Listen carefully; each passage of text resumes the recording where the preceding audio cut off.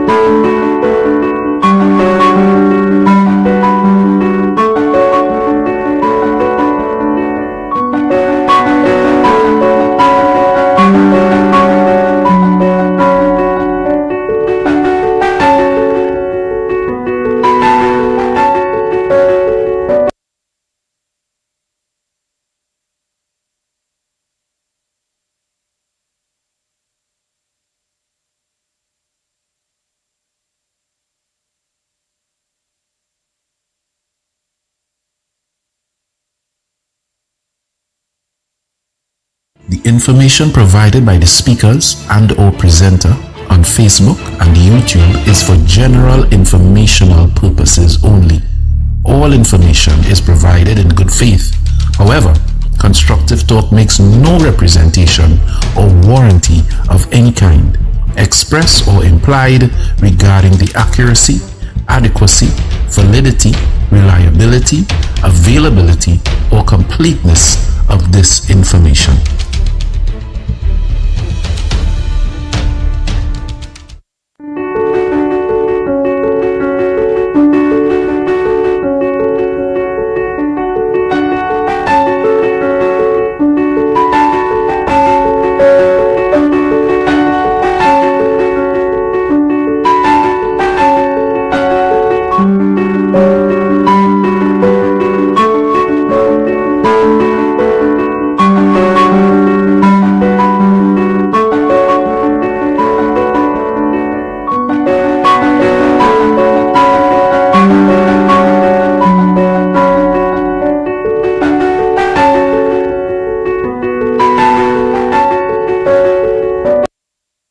In the middle of the night, oh Lord, when my back against the wall, hallelujah, Lord Jesus taught me how to pray.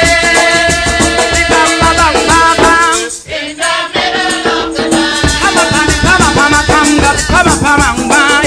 middle, oh, oh, come on, Jesus taught me how to pray. Oh, in the middle of the night, oh Lord, when my back against the wall, hallelujah, Lord Jesus taught me how to pray. In the middle of the night, in the middle,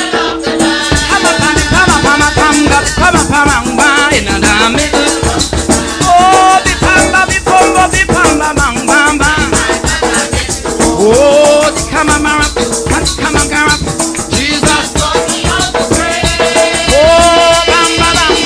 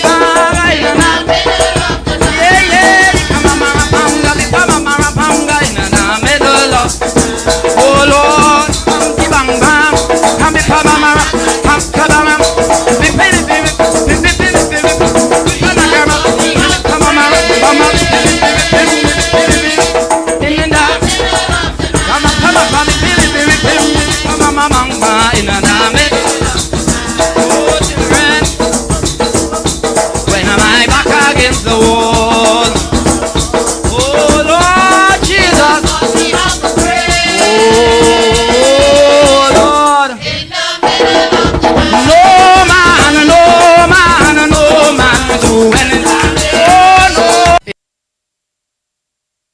In the middle of the night, oh Lord, when my back against the wall, hallelujah, Lord Jesus taught me how to pray.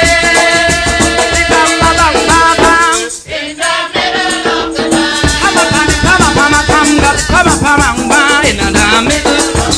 oh, oh, come on, Jesus taught me how to pray. Oh, bam, bam, bam, bam. In the middle of the night. In the middle.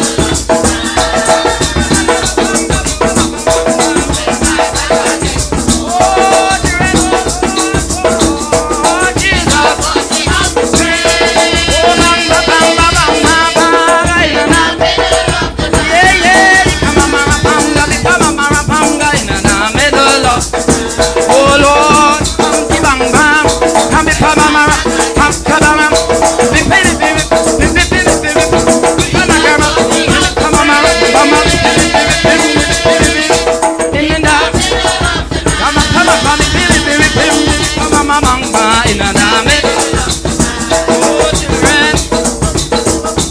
when am I back against the wall? Oh Lord Jesus.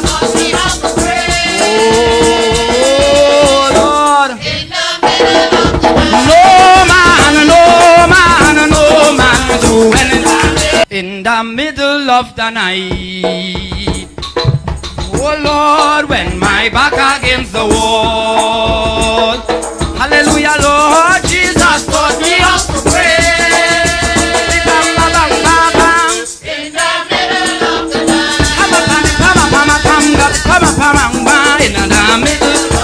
oh, oh, come on,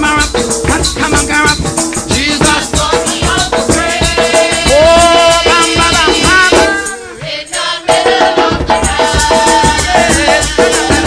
of the night. In the middle.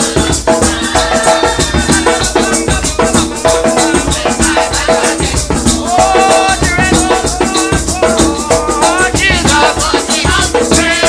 Oh, bam, bam, bam, bam, bam, bam. In the middle of the night. Yeah, yeah. Oh Lord, bang bang, come be pamama, come kabama, be penny,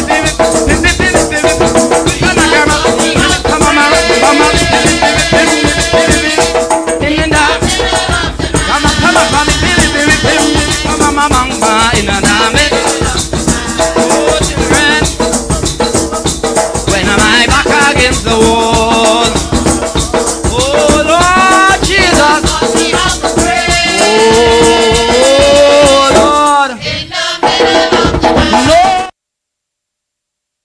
The information provided by the speakers and or presenter on Facebook and YouTube is for general informational purposes only. All information is provided in good faith.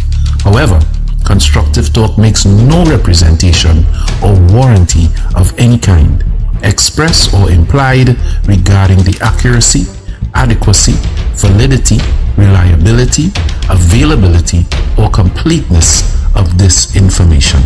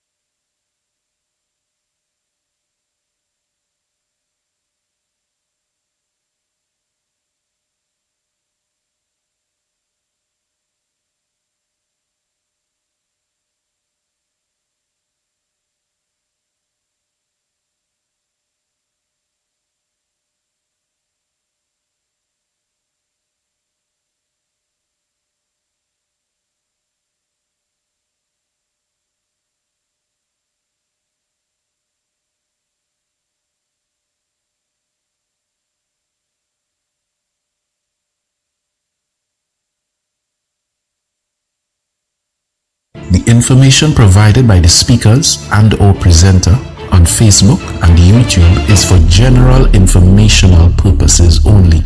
All information is provided in good faith.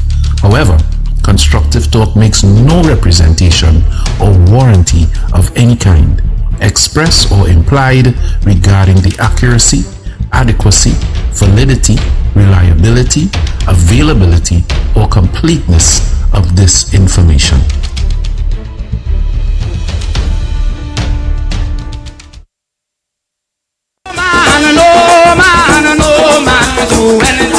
In the middle of the night, oh Lord, when my back against the wall, hallelujah, Lord Jesus taught me how to pray. In the middle of the night, in the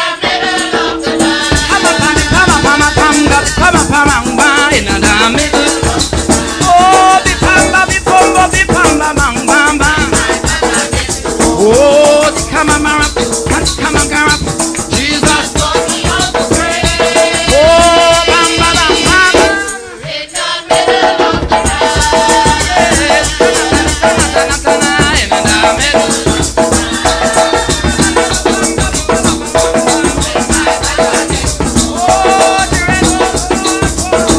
Oh, Jesus taught me how to pray. Oh, bam, bam, bam, bam, bam, bam. In the middle of the night. Yeah, come on, in the middle of. Oh Lord, bang bang, come be pamara, come kabam, be penny, be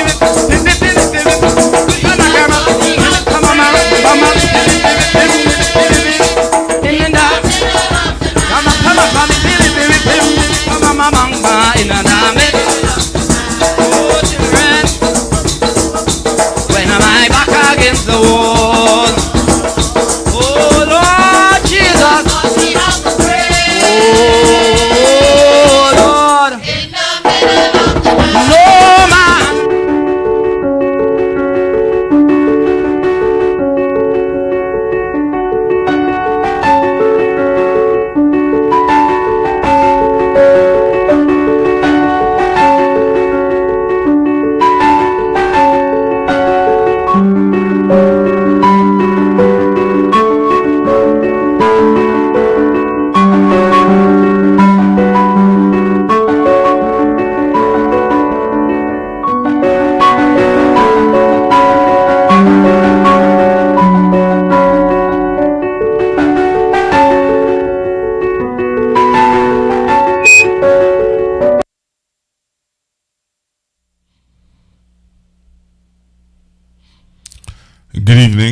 Good evening, everyone. Locked on to Constructive Talk. It is Monday, the 23rd of March, 2026. It's a pleasure to be with you guys today. It's, what time is it now? It's 8:32 in the PM. And this is the time where we discuss issues, current affairs, things that are happening in Trinidad and Tobago, and by extension the world, and all that is concerning, our well-being as human beings. So again, let me say good evening and thank you for joining me on Constructive Talk. You can share the live, tell your friends, family, loved ones, persons who you know would be interested in hearing current affairs and issues that is happening locally, internationally, and otherwise. So much to talk about, but I wanted to deal with specific matters this evening. I just want to deal with some things that I would kind of was juggling in my mind about. But before I do that, tomorrow, all roads lead to Naprima Bowl, where there will be a tribute to Miss Mauricia Keegan. It starts at 7 p.m. sharp, and you have a host of artists that is going to be there tomorrow at Naprima Bowl. A tribute to Miss Mauricia Keegan. You have a host of artists. Mr. Dickford, you have Chucky, you have a host. You have Tizia O'Connor, Dwayne O'Connor, Nigel O'Connor. You have what's her name? Hey, before I get in trouble calling names, I just want to let you all know that you need to make your way. You need to make your way to Naprima Bowl. Queen Victoria will be there. As I said, don't start by calling names because I'll get into problems. All right. But yes, there'll be a host of entertainment for you to be there to enjoy and relive good memories of Mauricia Keegan. Music will live on. Her music will live on. She will live on. She'll always hold her place in our heart. All right. So again, tomorrow evening at 7 p.m. Naprima Bowl. Be there at 7 p.m. Naprima Bowl. A tribute to Miss Mauricia Keegan.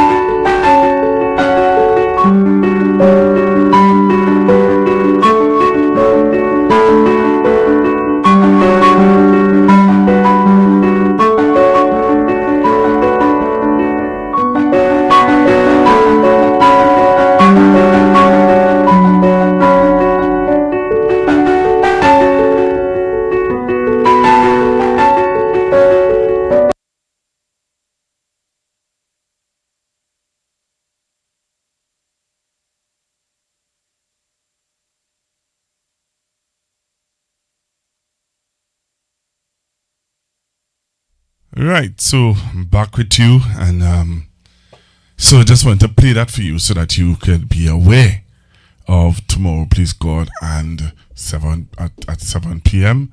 All right, there's some people I want to say good evening to. All right, let me say good evening to my member of parliament, Mr. Brian Manning, and he's on listening. So let me say good evening to him. Say good evening to my member of parliament, Mr. Brian Manning. Good evening to you, sir. I pray that all is well and ends well.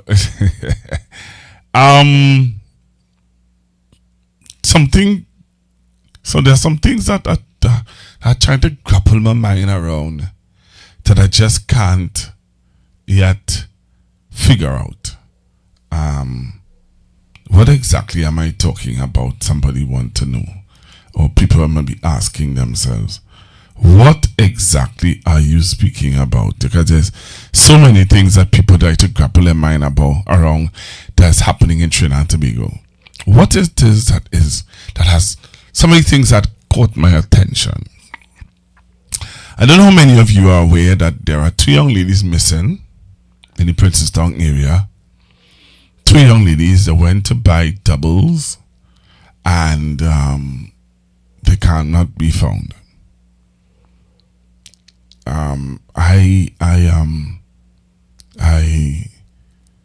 found it to be very, very, very, very disturbing that 2 young ladies would leave their homes, go to buy doubles in their community and cannot be found.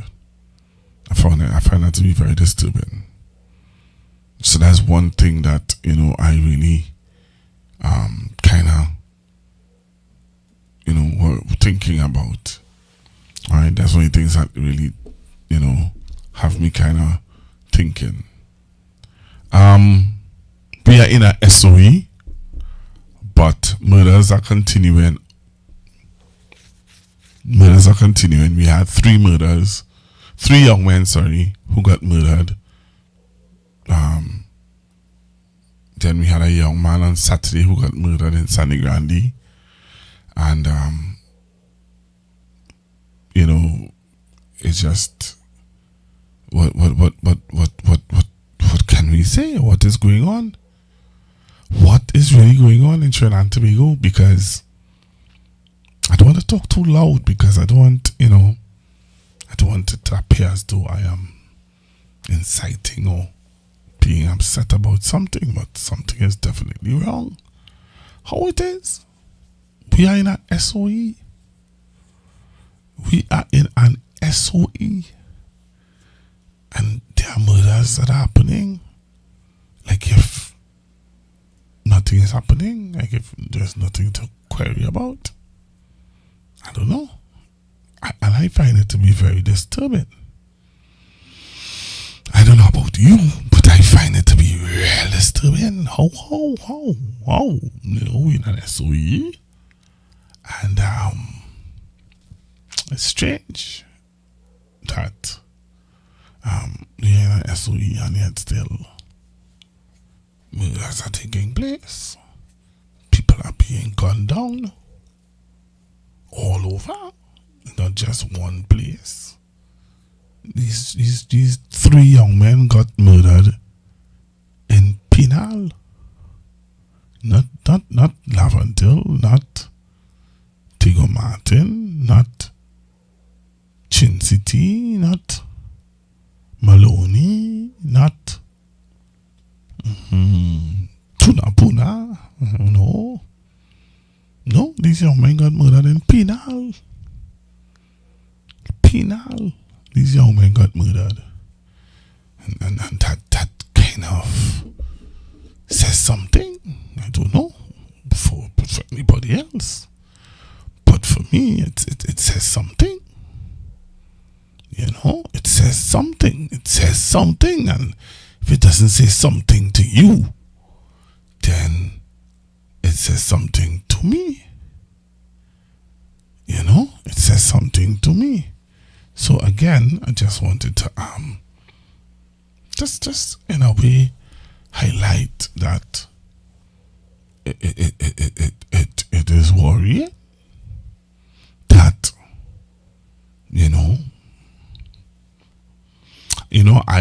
I would like to find the clip where when the Minister of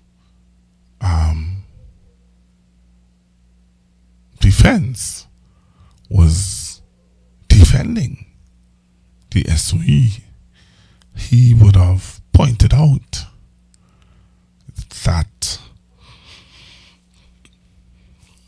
the SOE is not a crime plan, but it is to secure people from things like this.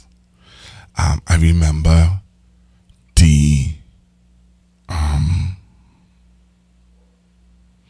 Attorney General was saying that the SOE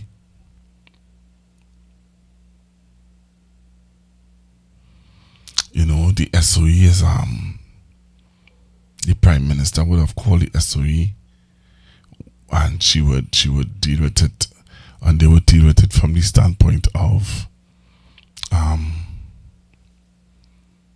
where she said that if the criminals and the gangsters continue to behave in a certain way, then she'll have to do what she has to do. And this is very interesting. You know what also I find very interesting? What else I find very interesting is nobody knows the correct figure for the murder toll. They're always giving you a average or well, we think it is 73. We're not sure. Nobody seemed to be definite about the murder toll in Trinidad and Tobago. Nobody. When the PNM in office, you know what's the murder toll.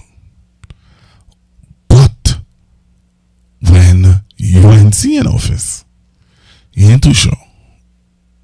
You ain't too certain what's the murder toll. Trust me, you ain't too sure, you ain't too certain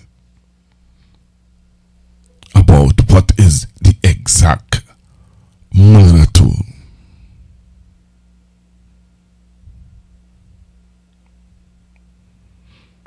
Right?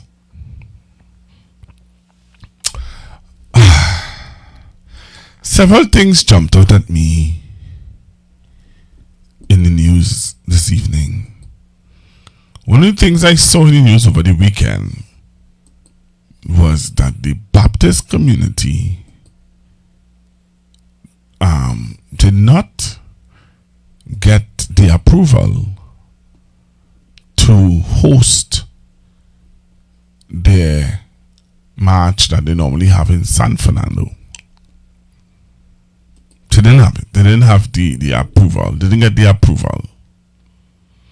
Alright, I just to remind you guys, and if you see or hear anything about the girls aging 12 and 15 who are missing from Princetown, please get in contact with the relevant authorities so that they can do what they have to do to get them back home safe to their family. So I was saying to you just now that the Baptist community would have written to the police to get permission to walk in San Fernando to march, to have the procession.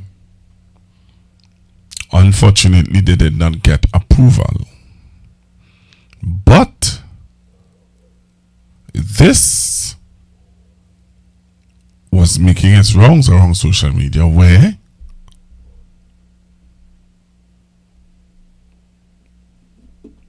the Member of Parliament for Moruga Tableland, Ms. Michelle Benjamin, on Monday the 30th of March 2026 will be having a prayer Thanksgiving service from 9 a.m. They'll be having a procession.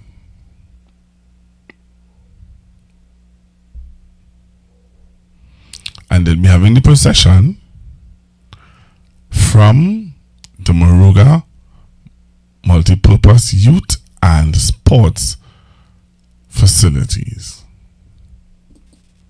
Right? So Ms. Benjamin would have put in a request. Ms. Michelle Benjamin, MP for Moruga Tableland, Spiritual Baptist Liberation Day 2026. This Spiritual Baptist Liberation Day is recognized, right, by the Spiritual Baptist Organization.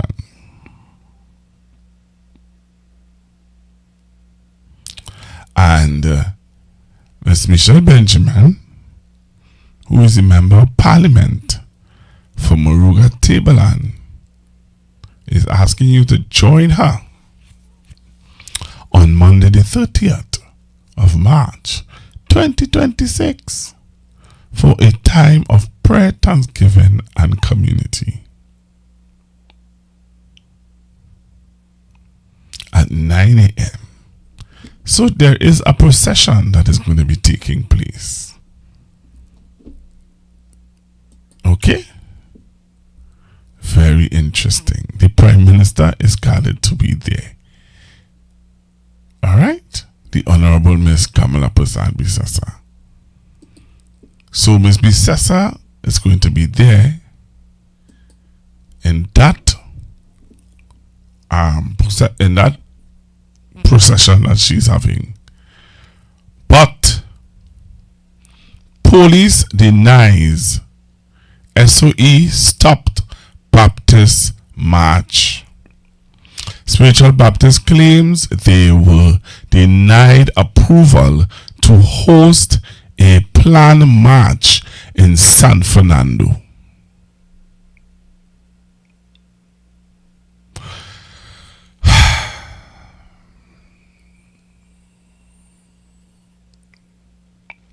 I'll read it one more time. Because just say I can't read now. You know, that people that come on the live and say I can't read. So I'll read it one more time. The Spiritual Baptists claim they were denied approval to host a planned march in San Fernando.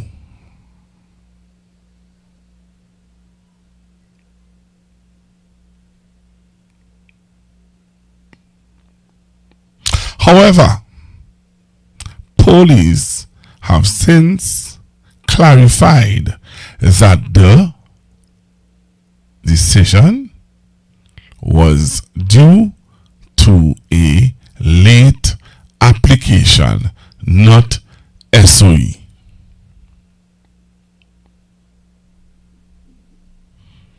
That is what they claim.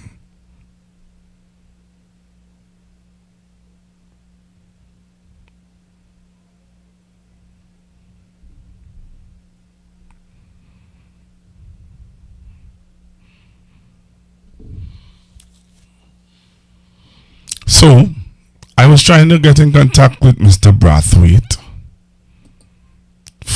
to seek some clarification on the matter.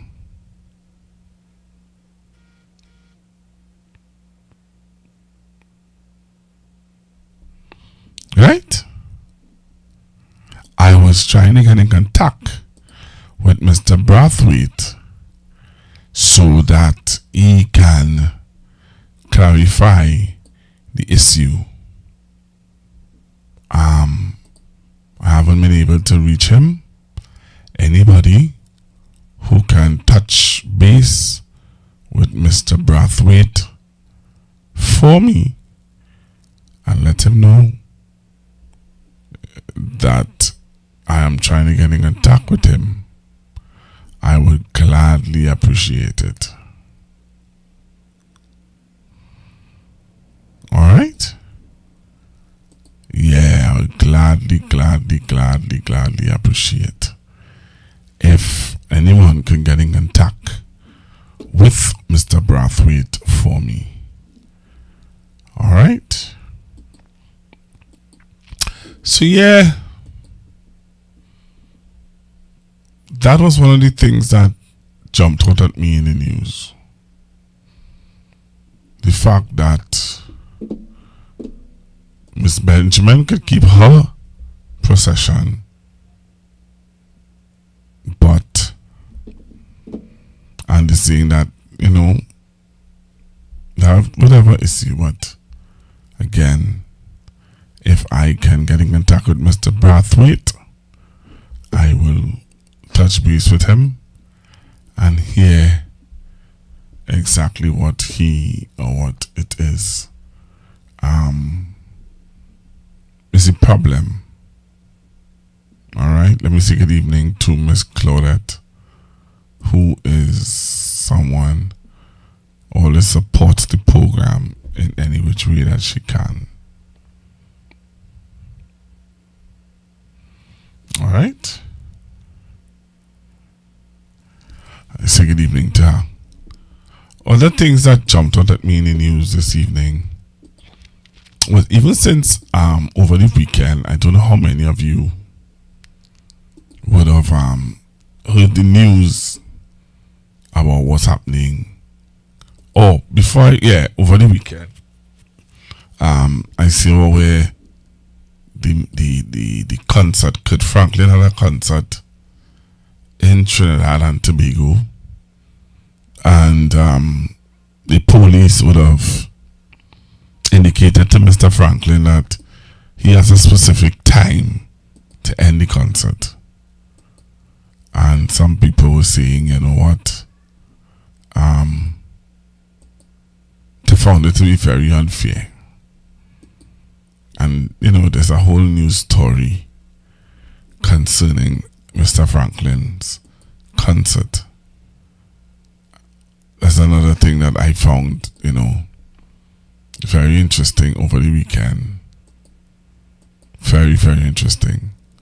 The other thing that jumped out at me in the news, I don't know how many of you are aware, about the situation with CPEP and the government wanting to take the board of CPEP to court. Right?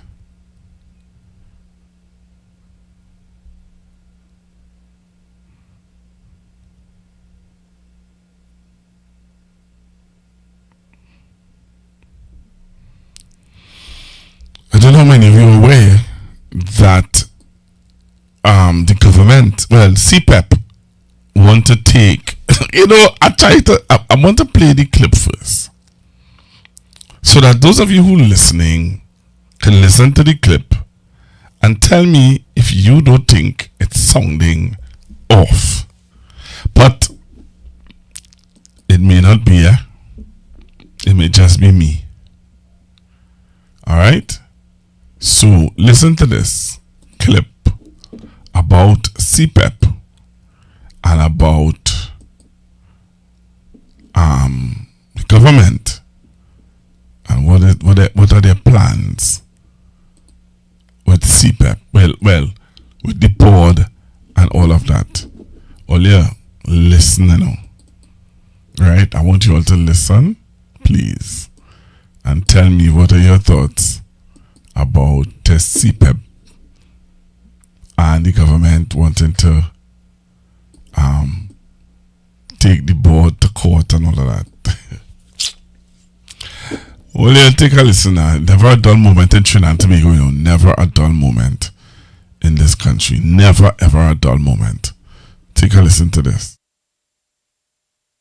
The former board of CPEP has been sued for their controversial move to approve the 3-year extension of contractors days before last year's general election. The former board of CPEP has been sued for their controversial move to approve the 3-year extension of contractors days before last year's general election. The former board of CPEP has been sued for their controversial move to approve the 3-year extension of contractors days before last year's general election.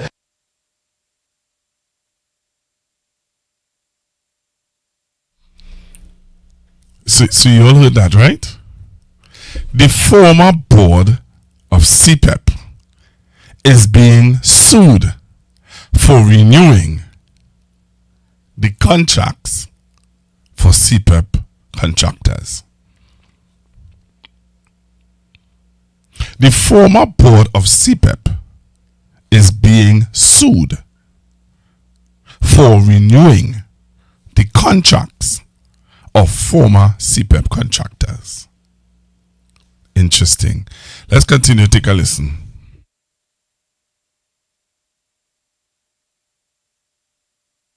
Lawyers representing the state company filed the case against its former chairman, Joel Edwards, and 10 former board members on Friday. The company is seeking significant compensation from the former board, including having Edwards cover any losses it sustained in terminating the contracts in June last year. Derek Achong tells us more. The former board of CPEP will have to defend a lawsuit over their approval of a 3-year extension for over 300 contractors. In the lawsuit filed on Thursday, CPEP's lawyers led by senior counsel Anaram Logan have alleged deceit against former chairman Joel Edwards and breach of fiduciary duty and negligence by the former board members. The case is the first to be filed by the United National Congress government over a decision taken by the state board appointed by the former People's National Movement government. CPEP is claiming that Edwards made false representations over cabinet approval for the renewals to induce the board's approval days before the general election in late April 2025. It claimed that the board members failed to question Edwards' representations or act in the company's best interest by committing it to $1.4 billion in expenditure. Through the lawsuit, the company is seeking a series of declarations against the board with emphasis on Edwards' purported false representations. It wants Edwards to cover any costs associated with the termination of the contracts. It claims that it already paid over $6 million to the contractors to terminate them without notice. While it admits it successfully defended a lawsuit by one contractor over its failure to engage in mediation before litigation, it notes that it still has several pending lawsuits which may end with a different result. The case has been assigned to Justice Christopher Suchan, who will host a hearing in the coming weeks. Derek Achong, CNC3 News.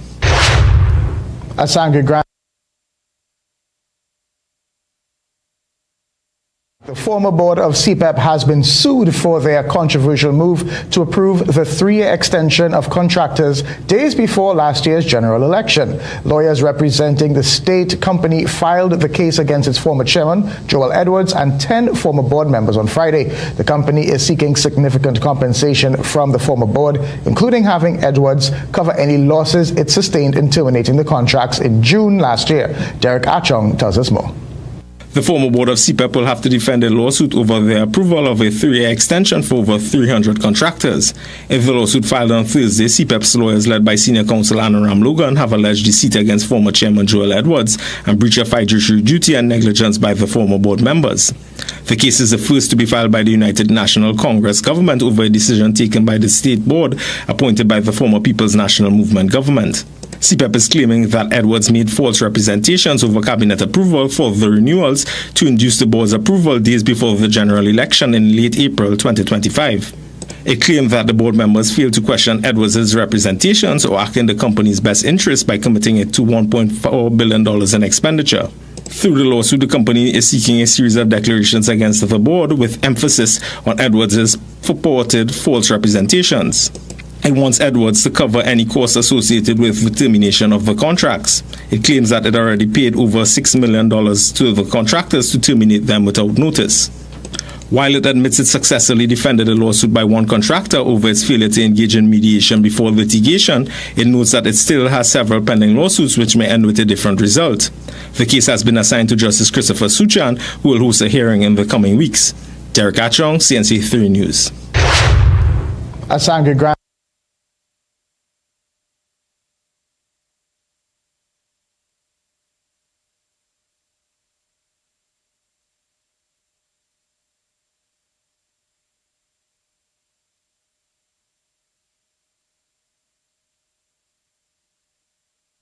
Oh my goodness. What can I say?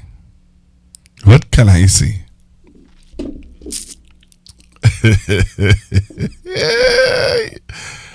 Oh gosh. Hey. Trinidad and Tobago. What is it? You know, I am sitting here. I'm listening to it. And several things come to mind.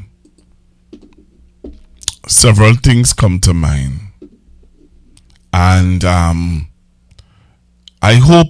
really hope that the opposition is going to host a press conference concerning this matter.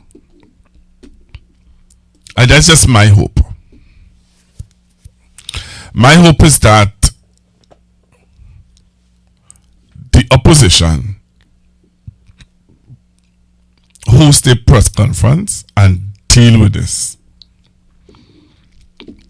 Some people might say sub judice, to discuss the matter, because it's now a court matter. You know what I mean? Some people might say that to me. So, to save my back, my skin, I just want to play this and then I'll move on to another issue that's happening in Trinidad and Tobago. Take a listen to this. Alright? Take a listen to this. Ask Padarath about the article by Radica De Silva. On July 27, 2020, cops yet to contact Padarath on $3 million account probe. Ask about Renuka Singh's article, 2nd of June 2020, Padarath puts $3 million deposit probe in lawyer's hands. Ask Padarath about the $60,000 he had to repay the parliament for hiring his relatives. Ask him about that. You see, why did Princestown MP Barry Padarath make these check payments totaling $135,800 to then Prime Minister Kamala Persad-Bissessar in 2014 while he was a special aide and advisor? Any idea, any recollection of what those payments were for?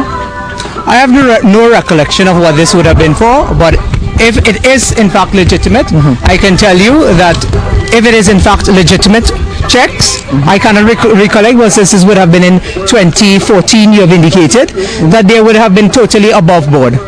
But these payments are only part of a larger police investigation into a company called Landmark Construction Sales and Services Limited, which is owned by a very close female relative of Barry Padarath. Documents obtained by Guardian Media show that Padarath deposited close to $703,000 into his relative's account, which was later transferred into Landmark Construction Sales and Services. Documentation also revealed that for the period January 15, 2014 to January 26, 2017, the sum of $162,500 was paid to Padarath from this company in the form of checks. We asked Padarath about this. My only comment to that is I am an only child. From this company in the form of checks. We asked Padarath about this. My only comment to that is I am an only child. Right. And you look at the dates of those checks and so on, and you will see very clearly that it was my birthday. And I am, as I've said to you, I am totally above board, and I am not concerned about these PNM machinations, these investigations and so on. They are a clear attempt to sully my name. Financial information revealed that during the period 2013 to 2018, just over $15 million passed through this company's account. Incidentally, under the People's Partnership Government, Landmark Construction Sales and Services Limited obtained contracts from EFCL and Palo Seco Agricultural Enterprises Limited in the sum of $3.2 million. What FIB investigators found during this inquiry, for which they obtained production orders to access bank accounts, was there were instances based on the tendering process selection using the lowest bidder criteria. Landmark Construction Sales and Services Limited was awarded the contract. Notwithstanding, the bid tendered by Landmark Construction Sales and Services Limited was double the amount quoted by other service providers. We explained to Padarath that the ongoing investigation also revealed that checks on his salary for the period 2013 to 2016, when he was the PM's aide, uncovered inconsistencies after his salaries were cross-referenced, but he still insisted it was from overseas travel. That will have to be an issue that will be dealt with by the authorities in terms of cross-checking with the Office of the Prime Minister. But as I've indicated, when I left the Office of the Prime Minister, every single travel was accounted for. Are you willing to cooperate if the authorities approach you later on? These matters are in the hands of my attorneys, and it will be dealt with by my attorneys. So you're not saying anything further on that? No, I'm not saying anything further. Mark Desant, CNC3 News. Those matters are in the hands of my attorney, and my attorneys will deal with it accordingly. That's it in 2015, 16, 17, 18, 19, 20, 21, 22, 23, 24, 25, 26. Taking long, boy. Taking long. That was when he was growing up as a member of parliament for Princess Tong.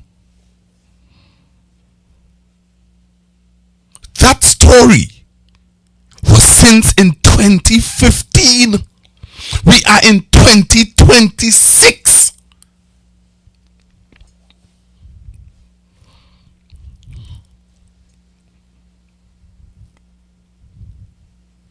Only Your Majesty.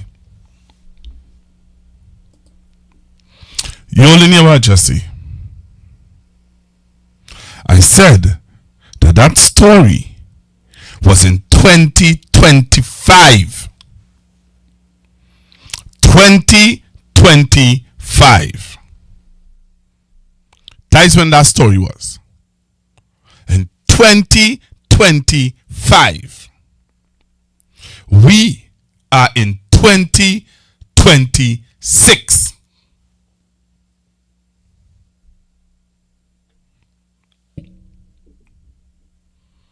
I want to ask you a question. If it was me, you think it would have taken so long?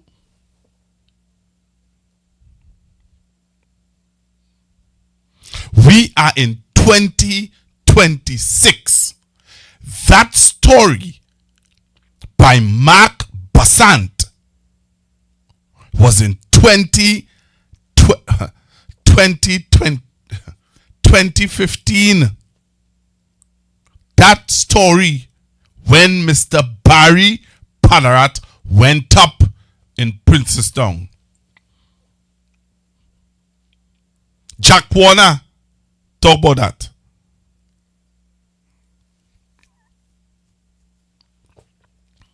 So I'm asking, if that was me, do you really believe that I would have been able to sit down in front of this camera and talk to you? Let's be real. Let's be real. But you all should not be surprised about the court matter that you just heard about. It should not take you by surprise. You all seen why, Pastor Google? Why? Because it was spoken about. It was spoken about. This was vented in the public domain. Let me remind you.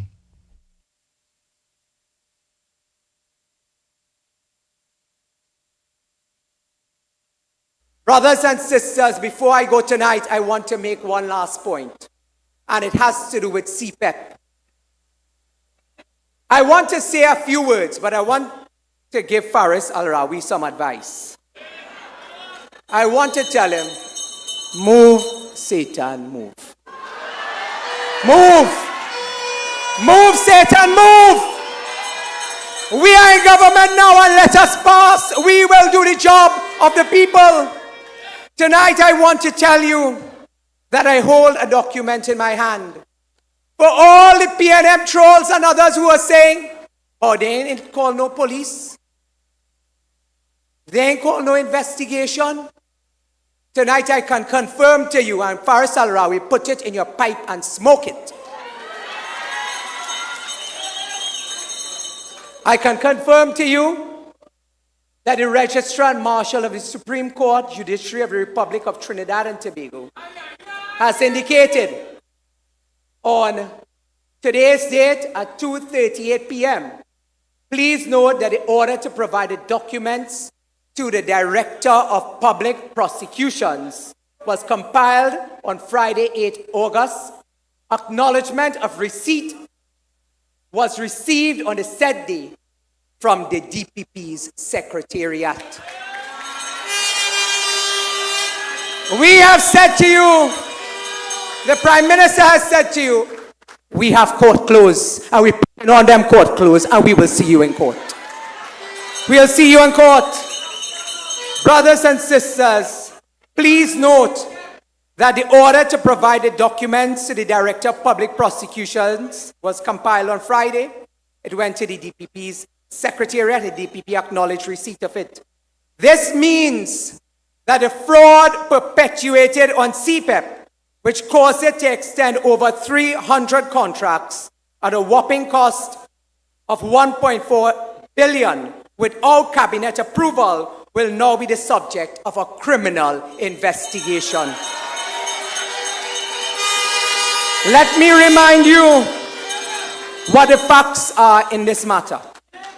Former chairman of CPEP, PNM chairman Joel Edwards, submitted a board note dated 23rd April 2025, asking the board to ratify a cabinet decision for the extension of all CPEP contracts. The board note reads as follows. The matter for ratification of the board of directors of the CPEP Company Limited is the extension of contracts to core contractors, key personnel and operational services. In and around March 2025, the CEO and chairman engaged in discussions which proposed the extension of contracts with the intention to ensure business continuity across key operations within the company. Following these discussions, the chairman advised that a proposal, this is a PNM chairman, follow carefully, advised that a proposal was considered by cabinet, the PNM cabinet, in 2017, and that cabinet had agreed to the proposed extension of contracts across the company. Brothers and sisters, we have searched all the cabinet documents. The Prime Minister tells you, you hear lie? You hear lie? You hear lie? That is lie. In light of the Cabinet's decision, the board is asked to ratify the implementation of extensions to CPEP core contractors, key personnel and operational services for a maximum period of 3 years. That was the recommendation. CEO Keith Eddy, who served under the PNM and who is serving under our administration, gave clear and compelling evidence to the court that Chairman Joel Edwards had categorically stated, hear this one, that the PNM chairman had categorically stated that line minister, who was the line minister? Faris Al-Rawi, had told him that cabinet had approved the extension of the contracts.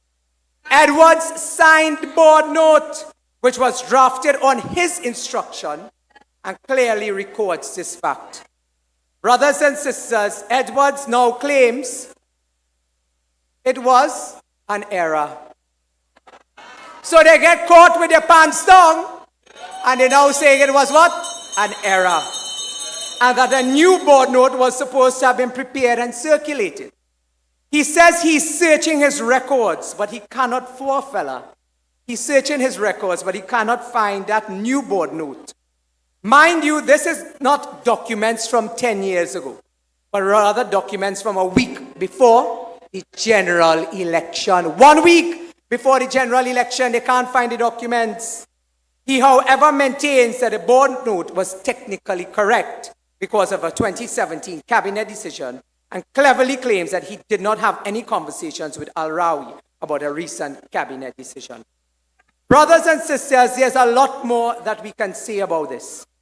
But I've noticed and I've taken note, and our lawyers, let's give it up for former Attorney General, great lawyer Anna Ramlogan. Shout out to Anna tonight for bringing home that victory in the CPEP matter. You see, we have taken note that former Attorney General Faris Al-Rawi, the line minister, is depending on a 27 cabinet note, where he's saying these were the recommendations and cabinet agreed and so on. 2017 cabinet note. But you see, for those of us who spend plenty time in the cabinet, instead of recusing ourselves because we have rentals and other interests, we pay attention to what's going on in the cabinet. Because when you pass a matter in the cabinet, there's also, the next week, a cabinet minute confirming what you've passed.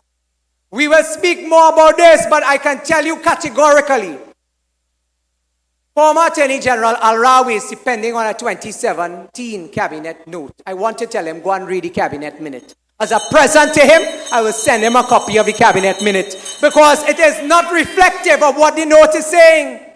Instead, the note that and minute that Al-Rawi is depending on would have sent home over 7,000 workers of CPEP in 2017. He tell you that.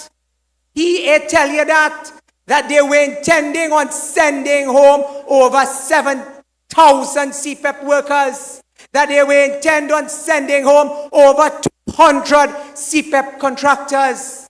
They are only telling you half the story. But as I told you tonight, the reason why we are here is the Honorable Prime Minister told us, stand up and be accountable to the people of Trinidad and Tobago. Brothers and sisters,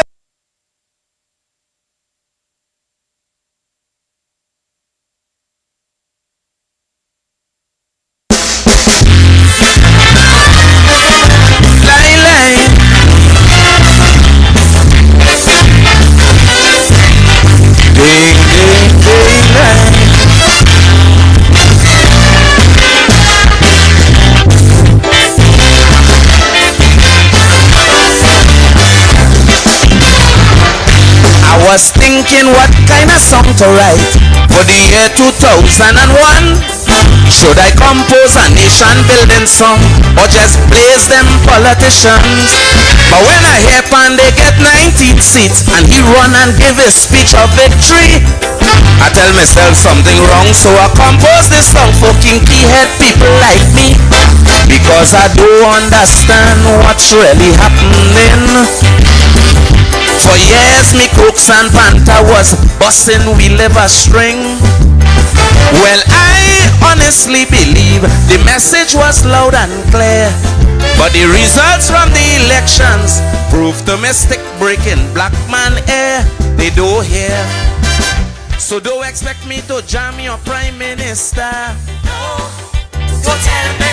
I stopped drinking bush tea for your fever. I said no, don't tell me. Cause you ain't do it once, but you did it twice. Elections gone, it's you choose Barabbas in front of Christ.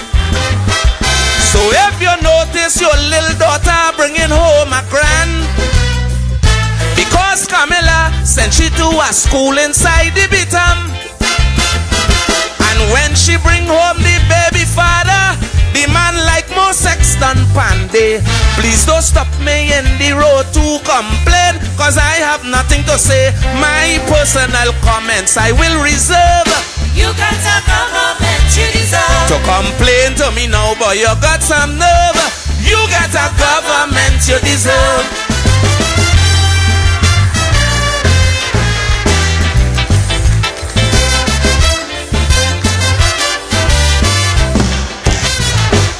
Try my best to put sense in black man head. The consequence I was not afraid.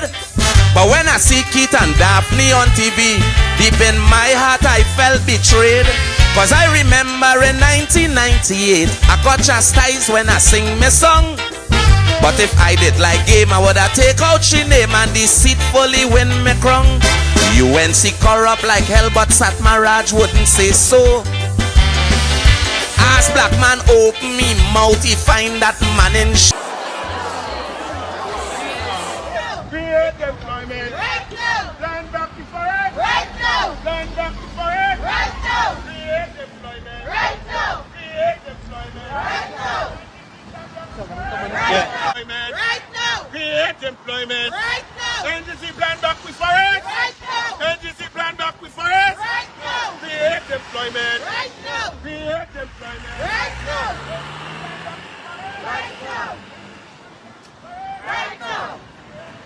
Right now.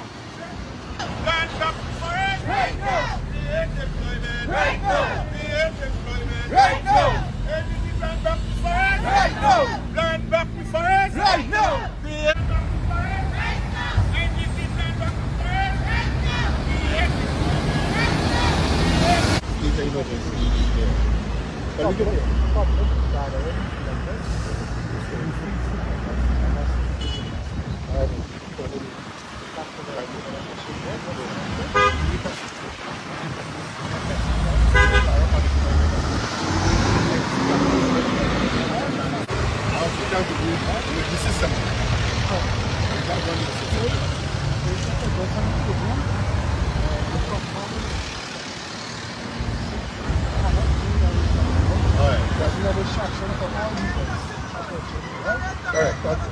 Alright, before station, we're talking about the damages NGC do to our forests and to the wildlife. They cut down so much trees.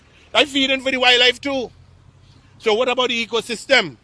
So they feel, well, we're a pack of fools, we don't know where we're about. It's very difficult for me to get employment right now. My house is dilapidated. I have no help. I signed up several times for grants through the government system. Nothing came through yet. And my house, it's very, very bad to live in. Right now. Create employment. Right now. NGC plan back with forest. Right now. NGC plan back with forest. Right now. Create employment. Right now. Create employment. So that was a protest that took place today in Rio Claro. Rio Claro people were protesting. They had to stop the protest because they didn't get permission. But they took a chance and they came out and they protested. It's interesting what is happening in Trinidad and Tobago. Real interesting. And we continue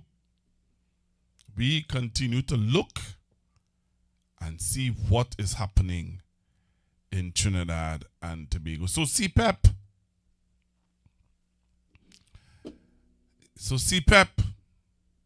Yeah. The CPEP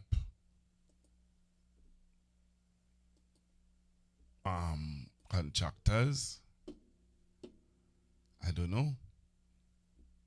CPEP workers, I don't know. But it is interesting what is going to be happening. Right? I saw another story in the news that I found to be very interesting also. I saw another story in the news that I found really interesting that I want to share with you. I want you to take a listen to this story. And you're hearing it, you know. So I don't know. Mr. Edie Stuart, I still want to do an interview with him. I want to understand Mr. Edie Stewart's heart and what is going on, what he's proposing. Because we're seeing what is happening with the nurses. The nurses still want their money. But there's another issue arising from the nurses and the situation. There's another issue arising out of the nurses and the situation. Take a listen to this.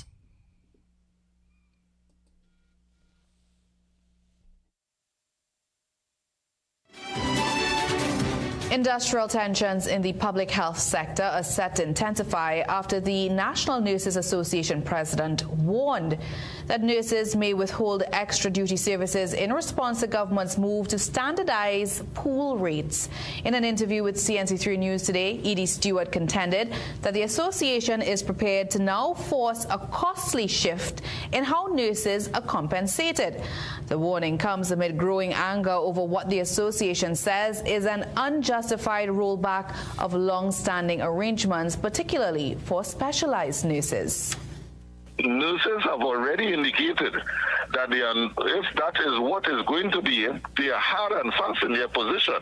Then nurses are going to withhold. They are under absolutely no obligation to work those extra duties. And in fact, if they are mandated to work extra duty, now the authority will have to pay them overtime, which is far more than the pool rates that we are speaking about. They will have to pay time and a half, double time, triple time.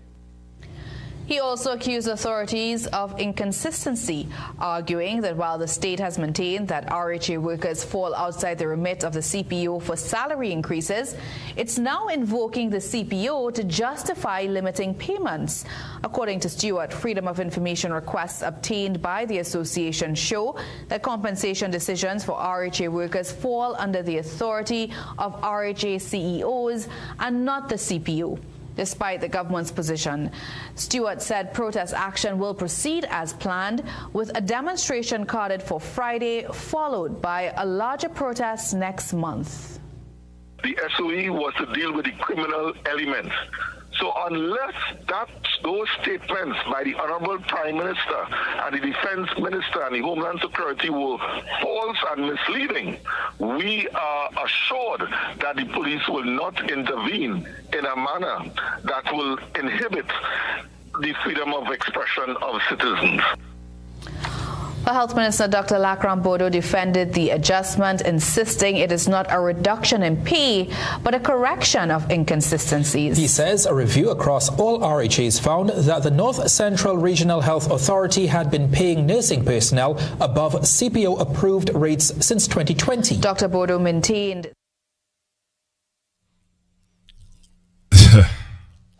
I know what to say, though. So...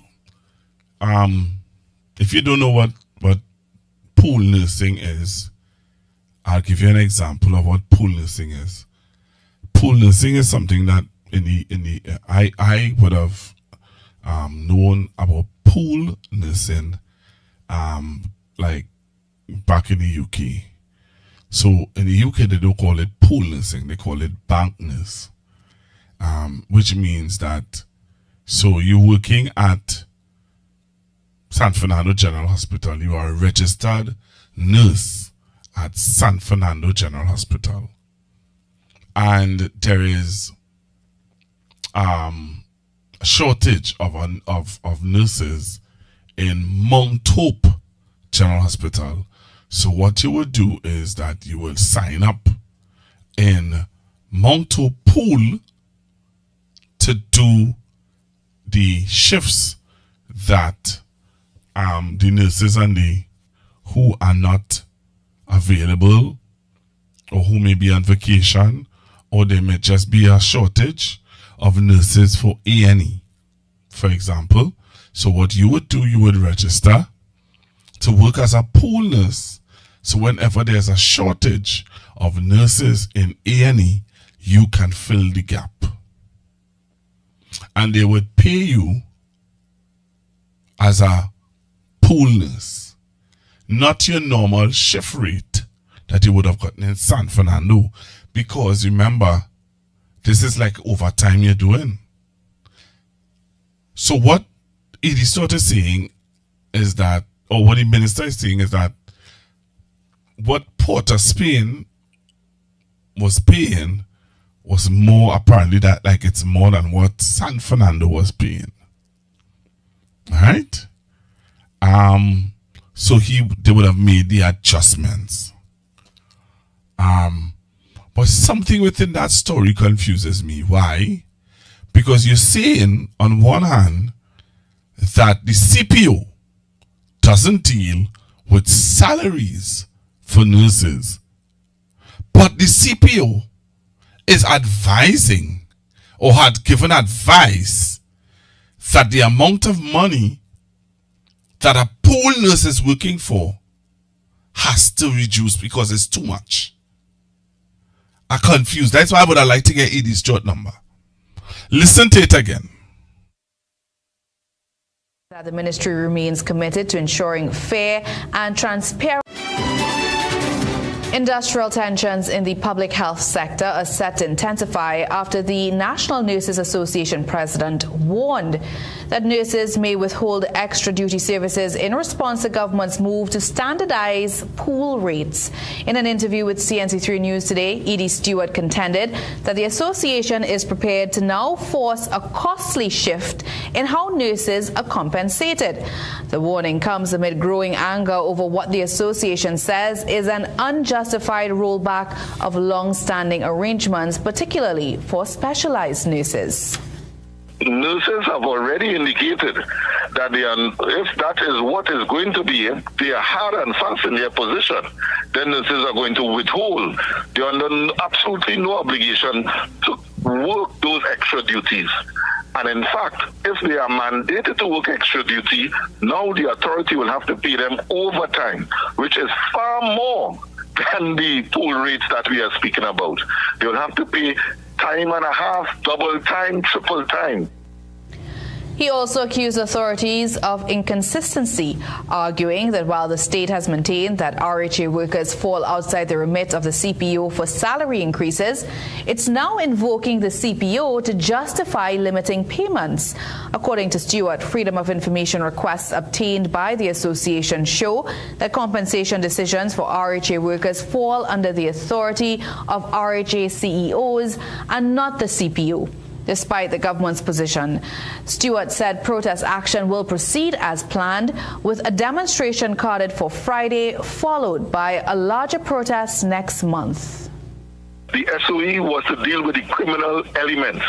So unless those statements by the Honorable Prime Minister and the Defense Minister and the Homeland Security were false and misleading, we are assured that the police will not intervene in a manner that will inhibit the freedom of expression of citizens.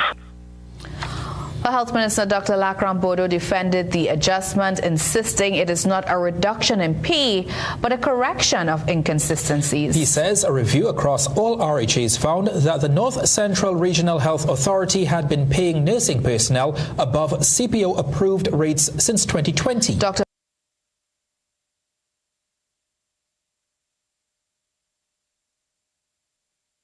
I don't know if somebody could explain this to me, but I am confused.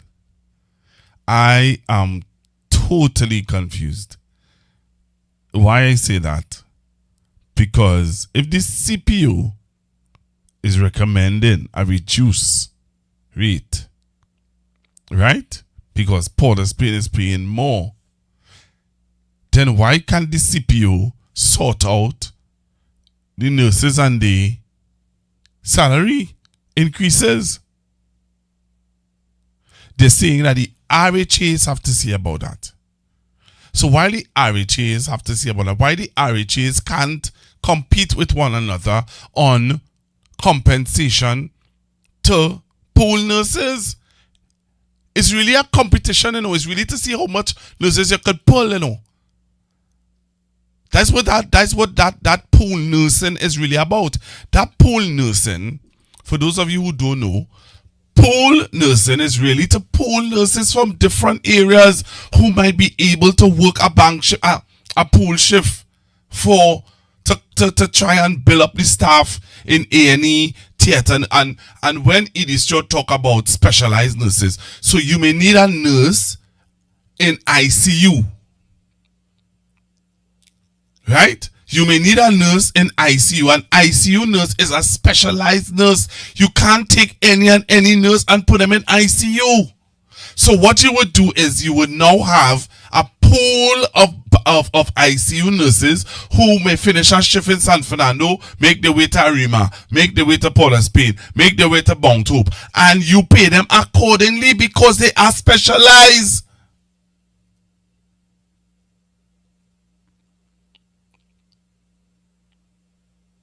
It's the same way you need a theatre nurse.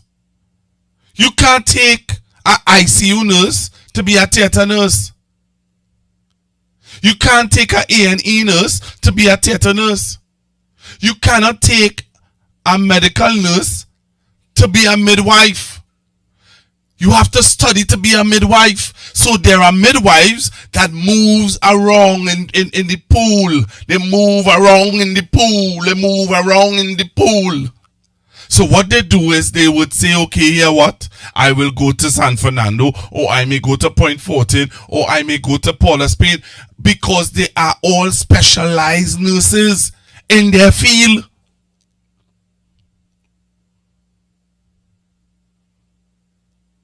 How could you not want to tell them, well, here what's going on now? You give a standard rate. How could you give a theatre nurse a standard rate?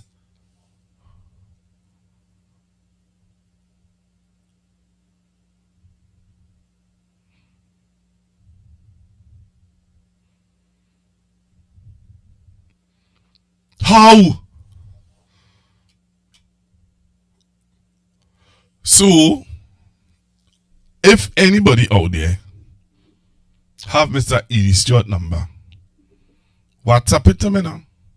464-7003. 464-70. You see, anyway, I want to talk to Mr. Edie Stuart before I make any more statements. I'll play the clip one more time. Take a listen, you know, and then we'll move on to another clip I want to hear your views on. Take a listen.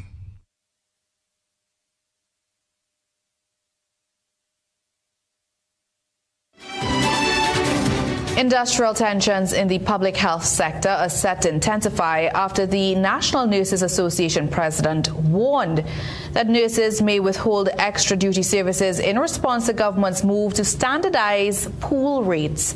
In an interview with CNC3 News today, Edie Stuart contended that the association is prepared to now force a costly shift in how nurses are compensated.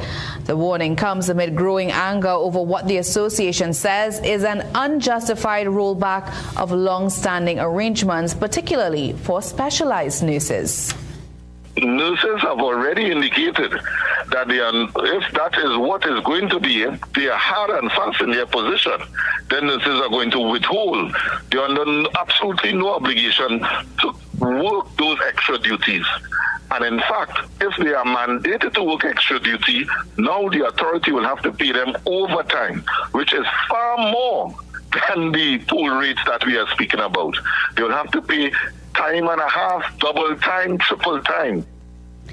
He also accused authorities of inconsistency, arguing that while the state has maintained that RHA workers fall outside the remit of the CPO for salary increases, it's now invoking the CPO to justify limiting payments. According to Stuart, Freedom of Information requests obtained by the association show that compensation decisions for RHA workers fall under the authority of RHA CEOs and not the CPO.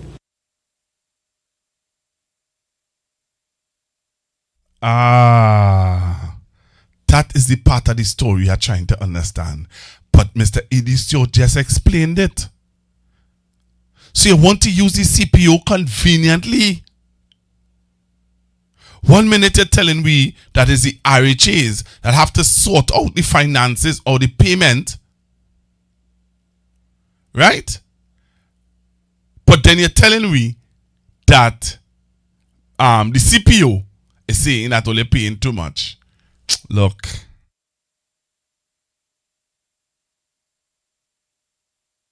Despite the government's position, Stuart said protest action will proceed as planned, with a demonstration carded for Friday, followed by a larger protest next month. The SOE was to deal with the criminal elements. So unless those statements by the Honorable Prime Minister and the Defense Minister and the Homeland Security were false and misleading, we are assured that the police will not intervene in a manner that will inhibit the freedom of expression of citizens. The Health Minister Dr. Lakram Bodo defended the adjustment, insisting it is not a reduction in pay, but a correction of inconsistencies. He says a review across all RHAs found that the North Central Regional Health Authority had been paying nursing personnel above CPO-approved rates since 2020. Dr. Bodo maintained that the ministry remains committed to ensuring fair and transparent terms and conditions for nurses and midwives. Interesting. But I got Mr. Mr. Stuart number. I got Mr. Stuart number. I want to call Mr. Stuart. What's the time now? Will you give me a chance? Will you want me to call Mr. Stuart, yes or no? Do you want me to call? Just indicate on the live. You see, you can't come off the live if I go in and call Mr. Stuart. Or you have to stay on the live until I get through with Mr. Stuart. All right. Wow, the CPO making news for under one.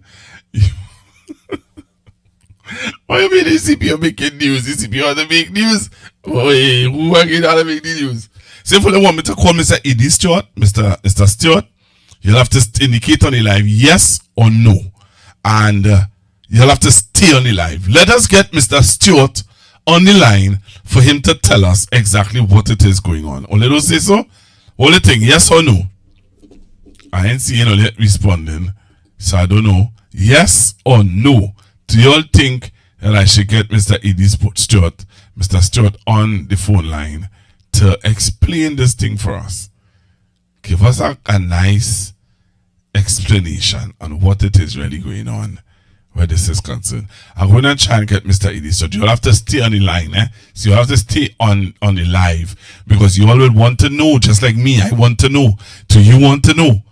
So just indicate yes on the live for me, please. Thank you very much.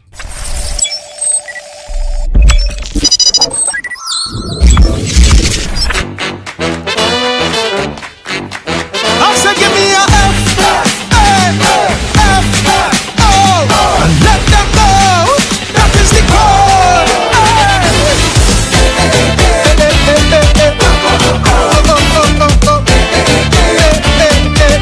Oh Lord, some say the code is this, some tell me it's that, but I go hear the facts. Give me.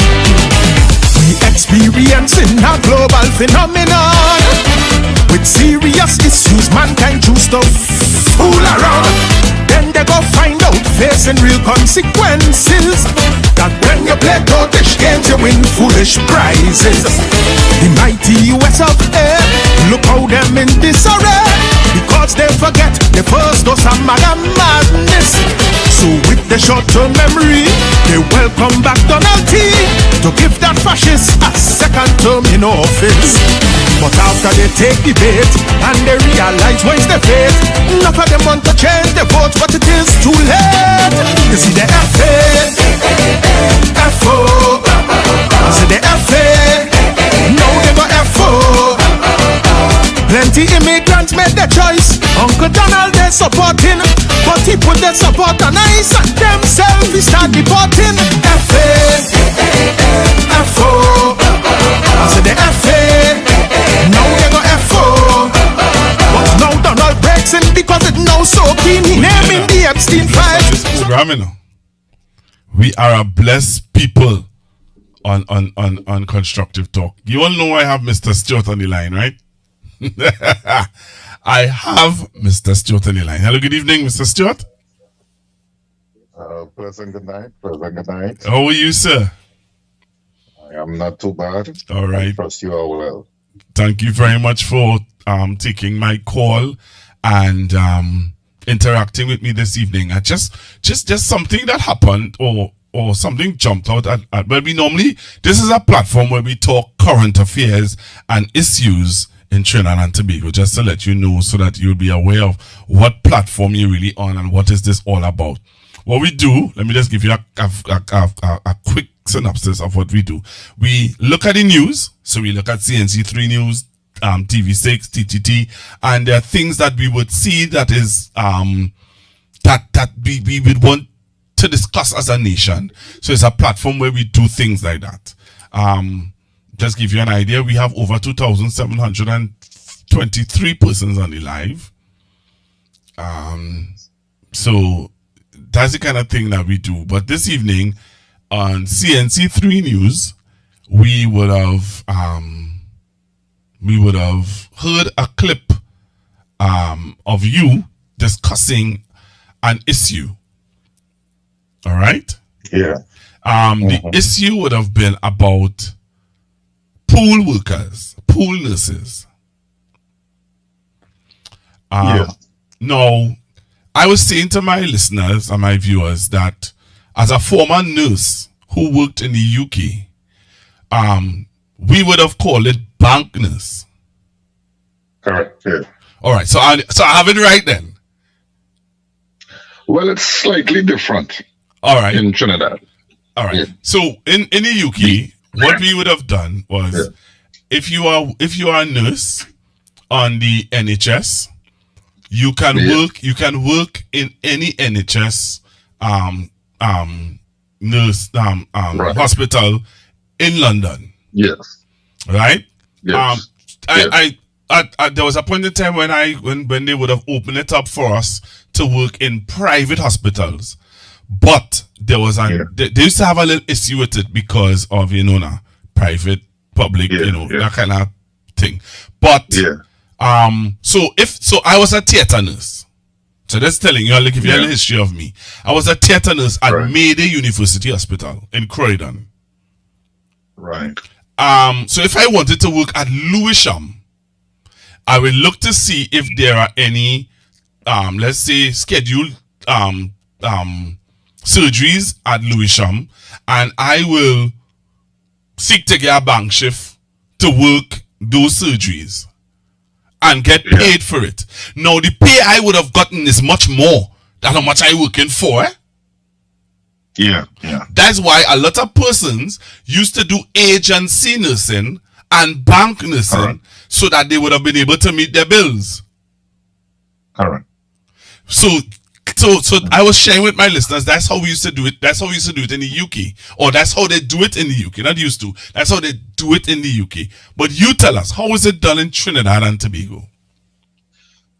All right. Well, to begin with, this pool nursing was started around the 90s to really encourage persons who may have been in private sector or who may have retired, to really encourage them to get in and make themselves available to work within the RHAs because they were very short.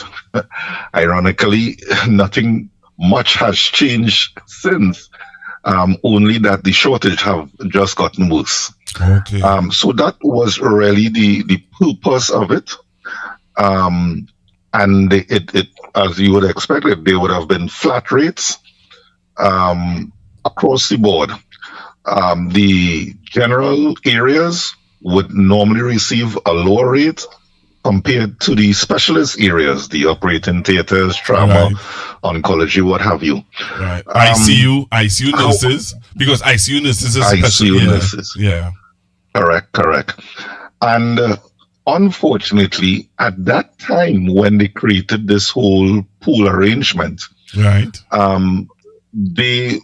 the number of specialty areas that was signed on to by the CPO and the union at the time, the PSA, was limited, and it was strictly focused on ICU and psychiatric nursing. And later on, they expanded it to cath lab.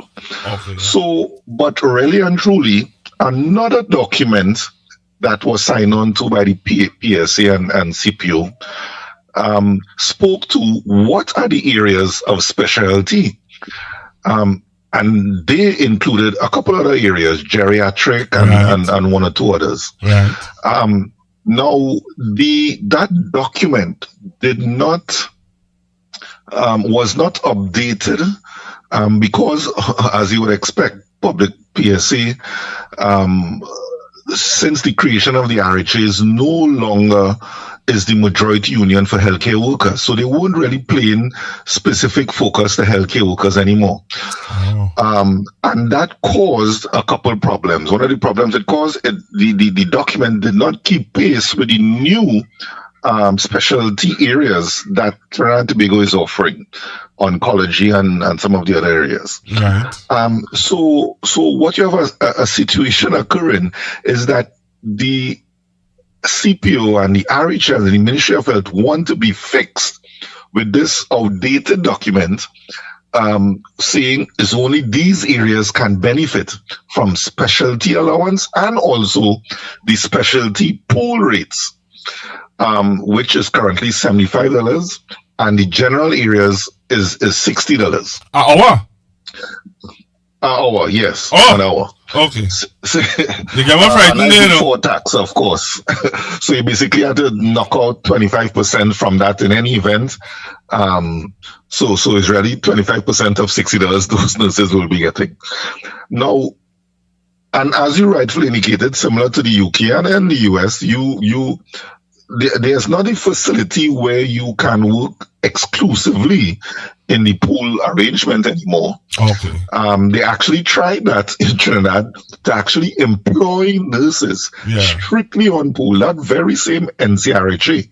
They did that during COVID, where they hired persons, not that pool is supposed to be extra duty. You know, Christmas time is going to be short. Yeah. There's going to be an increase and influx people going on vacation, of motor vehicle accidents. People going on, so you will supplement the staffing during those areas. Long weekends, you'll get, So that is the real purpose of. But what it's being used for now, particularly in NCRHA, because NCRHA is the worst staffed institutions in the whole of Trinidad and Tobago. It's the worst utter craziness. And as you indicated, you worked in the UK. Yeah. Could you even fathom that you can make an entire roster for a month with 8 nurses or 9 nurses or 10 nurses? No. No. But Mr. Stuart, I'll tell you honestly, everybody would ask me, you come back from the UK, how much years? Why did you never get into the health system here? 2 reasons why, Mr. Stuart. One, you see the nursing council, you all have to talk. I don't know what you all could do. I know you all, I'm just seeing this, but you see the nursing council is one thing that discourages people like me who were trained in the UK to come here to work. That's that. You see that? And I'll have to talk to you about that off air about that. That's one. Yeah. And two, you see what you just talk about, you see how I was trained? You see that 10 nurses to see about 50 and 40 and 60 patients? Mr. Stuart, we could never, I don't care what you say, you know. People could never get 100% best health care with that kind of thing. You saying 100, you can't even get 60% quality health care with those type of numbers, where you have one registered nurse to take care of 24 patients. How is that even humanly possible? So what the RHAs would do, but particularly NCRHA, is they would not even have somebody rostered for a shift, because anybody who knows about rostering will know you can't cover every single shift, 3 shifts, 7 days a week, 30 days of the month, with 10 nurses. So they would actually leave areas empty and then staff it with pool nurses. So you're going to staff it with people you're not even sure going to turn up. And you're hoping persons take up the pool. And who are these persons? The very same nurses who are exhausted on the other shifts. Yes. So you're going to take a nurse who has worked there 40 hours and then expect them to work an additional 8, 16, 24, 48 hours additional for the week. So at the end of the day, the nurse is exhausted. Yes. So then the nurse is going to be burnt out and then stay home, and then you're going to need more nurses to cover that area. So it's a terrible cycle that is created within the NCRHA. And on top of that, we have a situation where, I mean, things in Trinidad, we don't, other than in Southwest Regional Health Authority, we don't pay nurses overtime. Okay. So what you will have a situation is, if a nurse, the nature of nursing, you can't leave the ward until you get relief. Until you get relief. That's the job. You need to remain. Yeah, that's across the world. That's all over the world. Correct. Yeah. Correct. So you are telling me I cannot leave. How would you reimburse me? Because I didn't sign up for pool. I didn't sign up to be part of your pool arrangement. How are you going to compensate me? I'm not going to pay you overtime, as every other category of staff in the Regional Health Authority gets overtime, from doctor to attendant. Every other category gets overtime. But for nurses, no. Nurses will take time back. Or if they were part of the pool system, if they had signed up for pool, we will give them a pool rate also. That flat. So whether you work 6, 12, or sometimes 24 hours, you're going to get the same rate across the board. And so what transpired over the years, the association has been lobbying the regional health authorities. Look, we need to standardize this pool rate. Right. One, the specialization allowance of the total figure of $420 to be a specialized theater trained nurse, you're going to get $420 for the month. What? Yeah. Mr. Stuart, just now. Mr. Stuart, nah, you get my pain in my neck. Mr. Stuart, yes. Mr. Stuart, listen to me. A theater nurse, you know much a theater nurse in the UK? But I don't know now, because I know that as the years go by, it would have raised. But you know how much a theater nurse in my time used to work for, Mr. Stuart? Yeah. Do you have an idea? You want to tell you, or you can tell me? Well, I've heard so many different figures. It depends on where you work. Okay, right. No, but there's the London wage. There's the London wage, and there's the outside London. City. Yeah. Correct. Yes. But Mr. Stuart, let me tell you something. I know that you have a real fight on your hand. And the thing about it is why I can understand that you have a real genuine fight on your hand, because it's you're not just you fighting threefold.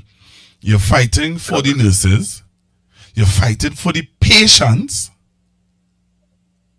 right? Yes. You're not just fighting, you're fighting for the nurses, so that the nurses and they will be comfortable and happy to take care of the patients, right? I know the third group of people you're fighting for. Yeah. Trinidad and Tobago, because you don't know when you could get sick. You don't know when you could end up in the hospital.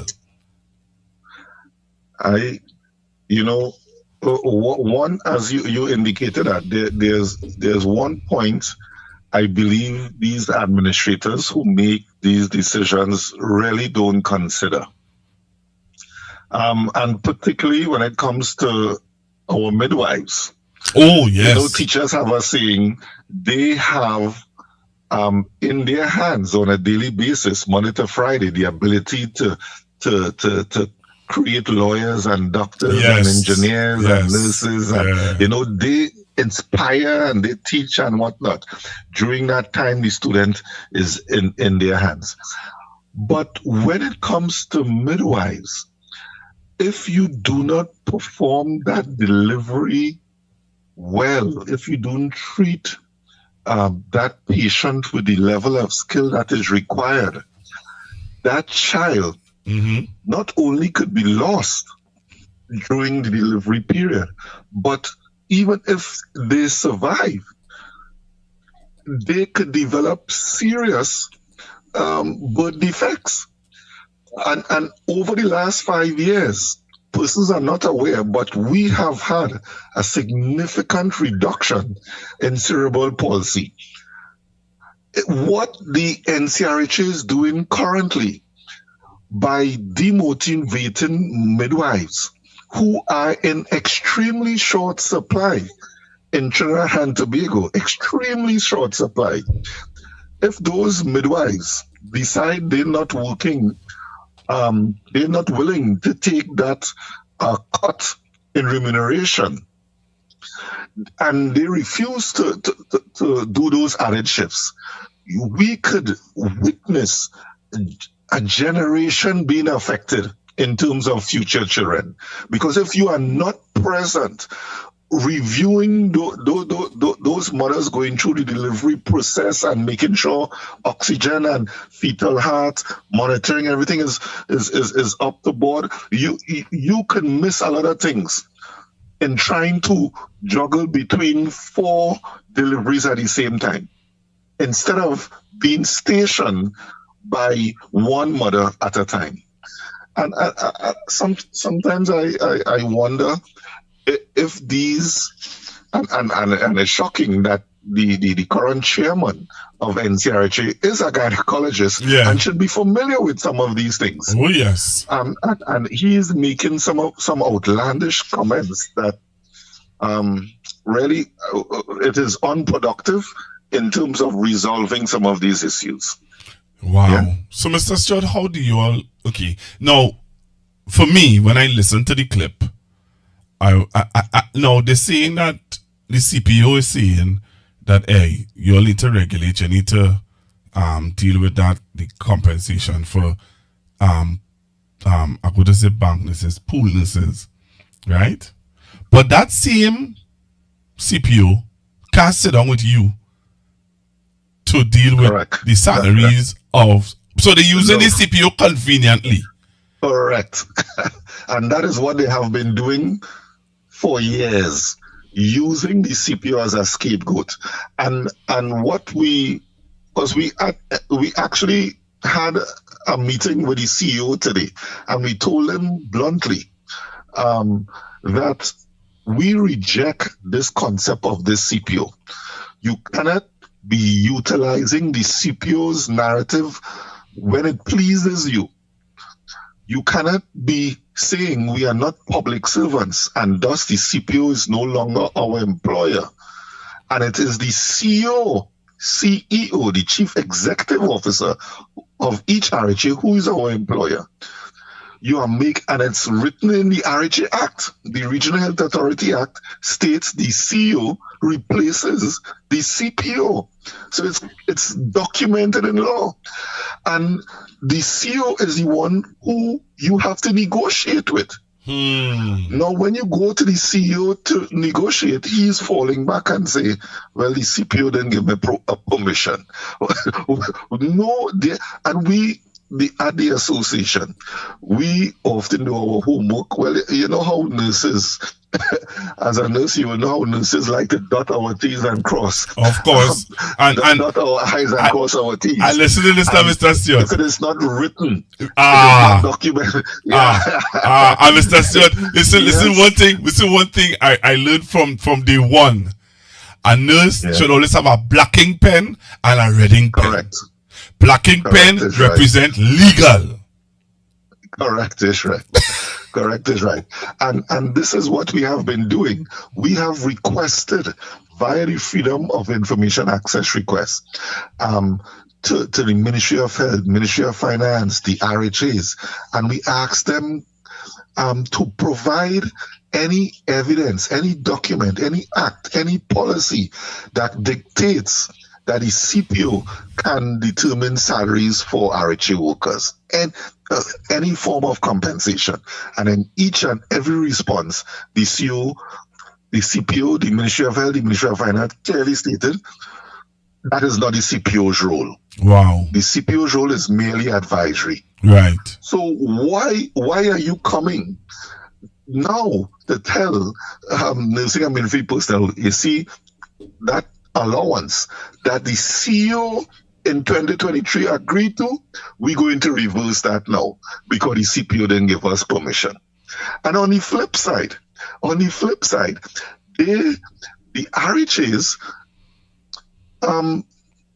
increase allowances for other categories of staff, for instance, and other benefits. So you have situations where currently the motor vehicle tax exemptions that doctors who work in community obtain. So doctors are entitled to motor vehicle tax exemption, just like every politician who sits in parliament and tell us that we cannot enjoy motor vehicle tax exemption when we are traveling officers. Because as you know, we have district health visitors, district nurses, mental health officers who go out in the field and are considered traveling officers and should be entitled to the motor vehicle tax exemption. And if you ask the average person in Trinidad and Tobago, if they ever witness a doctor visiting them at home, most likely they would say no. But if you ask them if they were ever visited or if they're familiar with nurses visiting them at home, they would say yes. Of course. If anyone should have been benefited from motor vehicle tax exemption, it should have been the nursing personnel. Yes. But in any event, in 2015, the government, with the same CPO excuse, they use that CPO excuse and say, well, RHA workers are no longer public servants and thus they're not entitled to motor vehicle tax exemption. Wow. And they removed it from all RHA workers. However, within 1 month, doctors got their motor vehicle tax exemption reinstated. Only for doctors. So doctors, as we speak, are the only category of staff in the regional health authorities enjoying motor vehicle tax exemption. But they are hired by the RHAs. Hired by the RHAs. Wait, no, Mr. Stuart, you're going too quick. That is a level of deception and deceit. That is a level of double standard. So the doctors, it's good for the doctors, but it ain't good for the nurses. Could the doctors, if the doctors can't perform their jobs efficiently without the nurses, you know? Correct. And as we always say, the doctor might save your life, but the nurse is going to keep you alive. Thank you. No matter what surgery that doctor perform on that operating table, even with the assistance of nurses, when you come out, you are dependent now on that ICU nurse, that high dependency unit nurse, that step down nurse. You are dependent. Your life now is in their hands. Yes. And yet, well, let me give you a statistic. And it's just to demonstrate the disparity that we face in Trinidad and Tobago. And that is why it's so hard for some of the best and brightest nurses in Trinidad to remain in Trinidad when we experience all of these things. You have a situation where the highest paid nurse in the hospital, which would be the nurse administrator, is paid less than the most junior doctor in the hospital.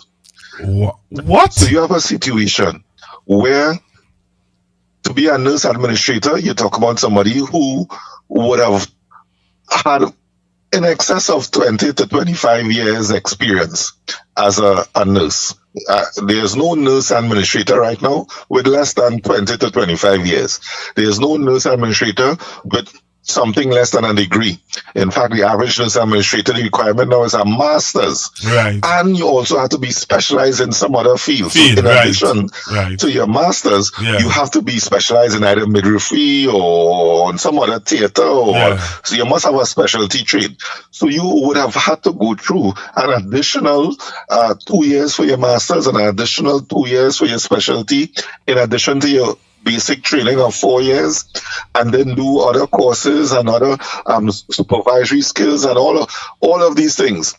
And at the end of the day, the highest paid position in the hospital for a nurse is working for less than the most junior doctor. Wow. And we have to fight up and beg the NCRHA to pay nurses $420 because this nurse is working in a specialty area. $400 for the month. I don't want your listeners to believe it is $420 an hour or $420 a day. It is $420 as a specialist nurse. Nah. Yeah? No, Mr. Stuart. And that could never be right. Mr. Stuart, that could never be right.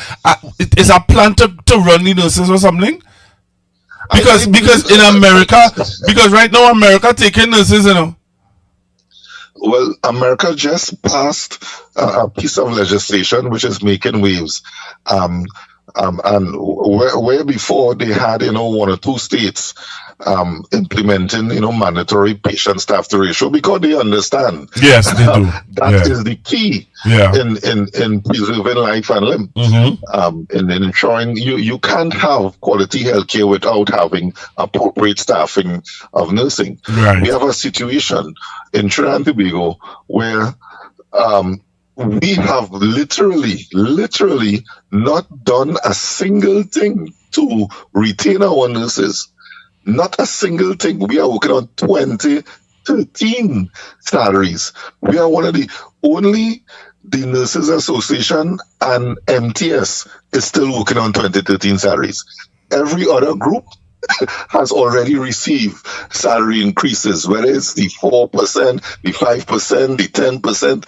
Most other groups in Trinidad, with the exception of healthcare workers and MTS workers, and probably 1 or 2 others. Okay. So we are working on 2013 salaries with no indication, no indication from the Minister of Health nor the Minister of Finance of when we will receive a salary increase. And then on top of that, nursing in Trinidad we don't enjoy the benefits of housing and that housing allotment that essential services get. We don't benefit from health insurance like what these police and prisons and them enjoy. We don't enjoy a number of other benefits that the other groups enjoy. Wow. Our salaries have not moved. And on the flip side, UK, US, Australia, Canada, the UAE is calling for nurses. Yes, yes. It's a weird dynamic. Yeah, it's very weird. That we are seeing, that we have no issue with those nurses leaving to take up duties. Something is wrong with our thinking, with our psyche. And we'll see it now that we cannot attract anybody to Trinidad because our rates are much lower than the Caribbean. So forget internationally, we are the lowest paid now in the Caribbean. Wow. So we cannot even, 10 years ago, it would be commonplace to find a number of St. Vincent trained nurses in Trinidad. You cannot find any St. Vincent trained nurses in Trinidad anymore. unless they have resettled in Trinidad. Okay. 10 years ago, we could have called on Cuba. Well, you know what's going on with Cuba. Yeah, we know what's going on with Cuba. We no longer have that opportunity. 10 years ago, we used to attract Filipinos. Yes, Filipinos. No longer they come to our shores. Yeah. So the only Filipino nurses you would see is those who would have resettled. Okay. 10 years ago, we used to have Nigerian healthcare workers. Yes. Now you don't see them anymore because they can make 3, 4, 5 times the amount in other countries than instead of coming here. Yes. So we really in a bad state, and I do some teaching of nursing students, and what we're seeing now is that they're not even considering working locally. They're not even considering that. Because what you have going on, I mean, even in the UK and the US, they normally would have taken persons with a certain level of years of experience. So they were used to ask for 5 years of experience, and then they dropped it. Okay, 3 years of experience, and then they dropped it. 6 months of experience. And now they don't even want you to have experience because they're saying they will provide the experience when you get up there. No, but that's because, Mr. Stuart, you see, again, I'm telling you this from experience. Mr. Stuart, in the UK, right? And nurses are nursing. Yeah. I don't want to make it sound a certain way, but a nurse is a nurse in the UK, And you see, as a nurse over there, you can specialize. Yeah, you can based on your training, and most of the times I saw that happening where nurses would come up from Trinidad, and because of the educational background, because of the training that you all would have given them, the teaching that you would have given them, the first thing the matron will say is, hey, choose what area you want to specialize in. So we're giving you 6 months on the ward, but within that 6 months, you have to choose, you have to specialize. Because of the level of education that they come over with. Yeah. Most of the times, nurses who leave Trinidad and come up to England, by a year, 2 years, they're already in matron status, Correct. Yeah, they move up move up very quick. A number of my colleagues are in senior positions already.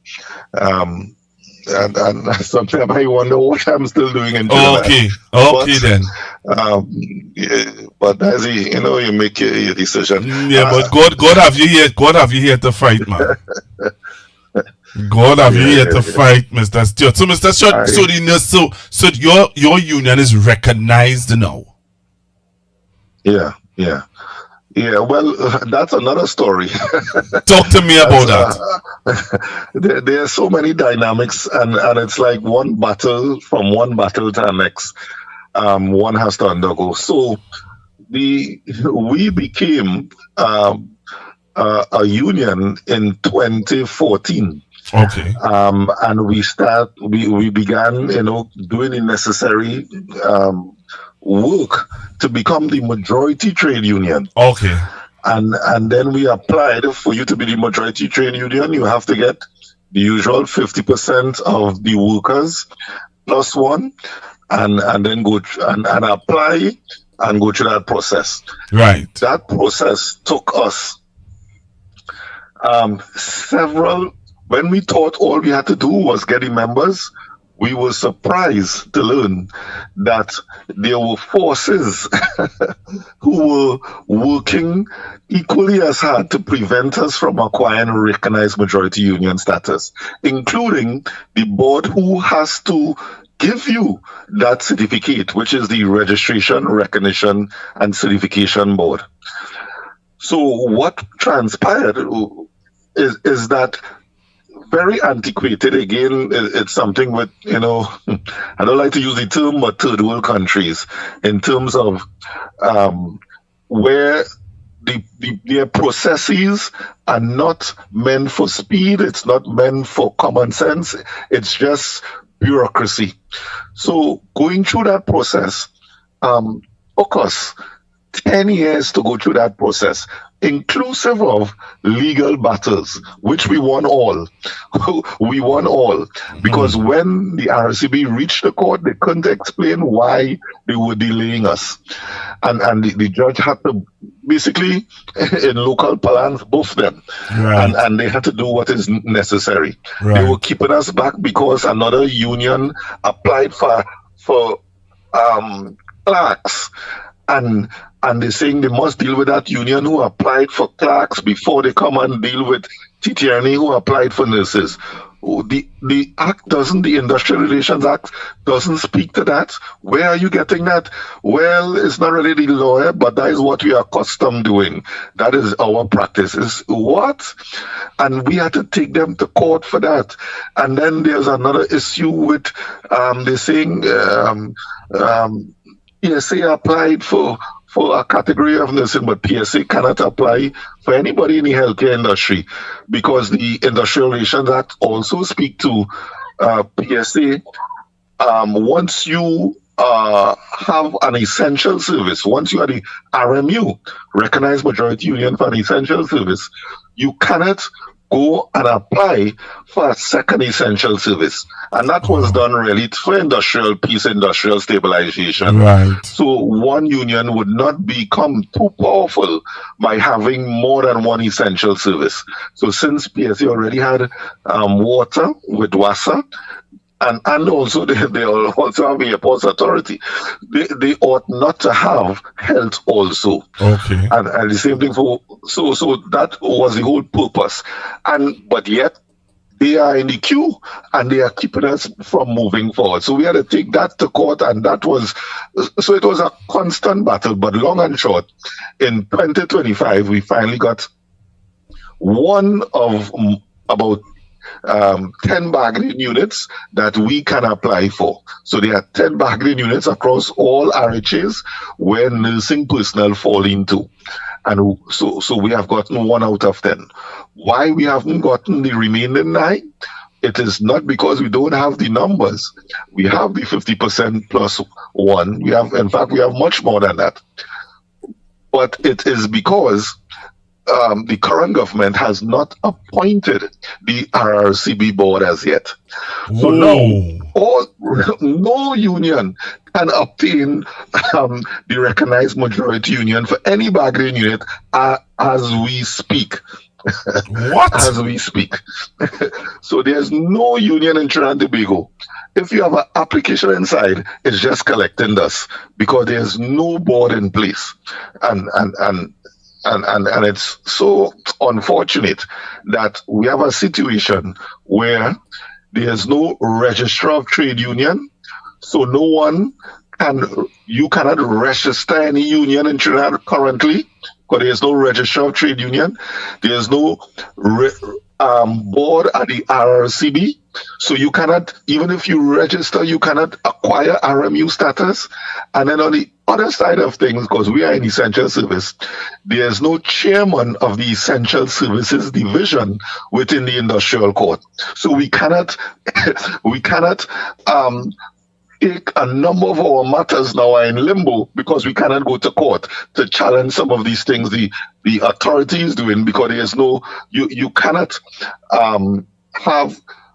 you cannot co-rate the essential service. The industrial court is made up of 2 parts: General Services Division and the Essential Services Division, where healthcare workers and all the other essential services go to. And so there's no chairman of that. So it's really unfortunate. So many things are happening at the same time that is inhibiting workers' access to basic rights. Basic rights that we probably as a society once took for granted, that is slowly being eroded. And it takes, independent unions like the Nurses Association, like PUTA, like Estate Police Association, like CW, who would constantly, regardless of which government is in office, will continue to speak on behalf of workers, regardless of which government is in office. Do your union stand, like I would have spoken to Ms. Joanne from the TSTT Communication Workers Union? Yes. Do you stand with her in the she believes that our union should be apolitical? Yes, I believe that 100%. That is her stance. And it is not that I am knocking any union who chooses to go another route, but for the Nurses Association, we would always remain apolitical for a very specific reason. You do not want to be, you don't want your strings pulled by any political party. And they would have the ability to shut you up or to you have to watch what you're saying because you don't want to offend the political party. And that is why we could stand proud and make our claims loudly, because during this government, because we did it every single year under the last government. Here, if anyone searches nurses protests in Trinidad, you would see the amount of times we demonstrated, the amount of times we took the government to court, the amount of times we held candlelight vigils, the amount of, we did it throughout the entire term of the PNM. We did it when the UNC was in office prior, and we will continue to do it now. Every time it is required, we reserve our right to air our views, and because it is members, we feel uncomfortable with telling members who to vote for. Right. As I say, I'm not knocking it because I'm not naive. I know trade union leaders have and unions have been part of politics over the years. So, but that come out from a particular era, a particular group, yes. Particularly in the oil sector. Yes. That has been part and parcel. So we're not knocking that. But for us, we believe, and we will remain, it was part of our founding principles that we are not to tell workers who to vote for, because our membership is comprised of people of all political parties. Right. So who is us to tell them who to vote for? Because if it doesn't work out, then it will be egg on your face. If it works out for you, well, it's good. But if it doesn't work out, you will be left out in the cold to dry, and your members will sling you up. Yes. You tell us to vote for XYZ, and look what is happening now. Wow. So we will remain neutral and hold all governments to account, because if we don't do it, and the government is able to muzzle and silence majority of the detractors, think about what type of society we will have. Okay. The unions are one of the key pillars of maintaining a democracy. Yes. Other than the media. Yes. The media have a strong role to play. Yeah.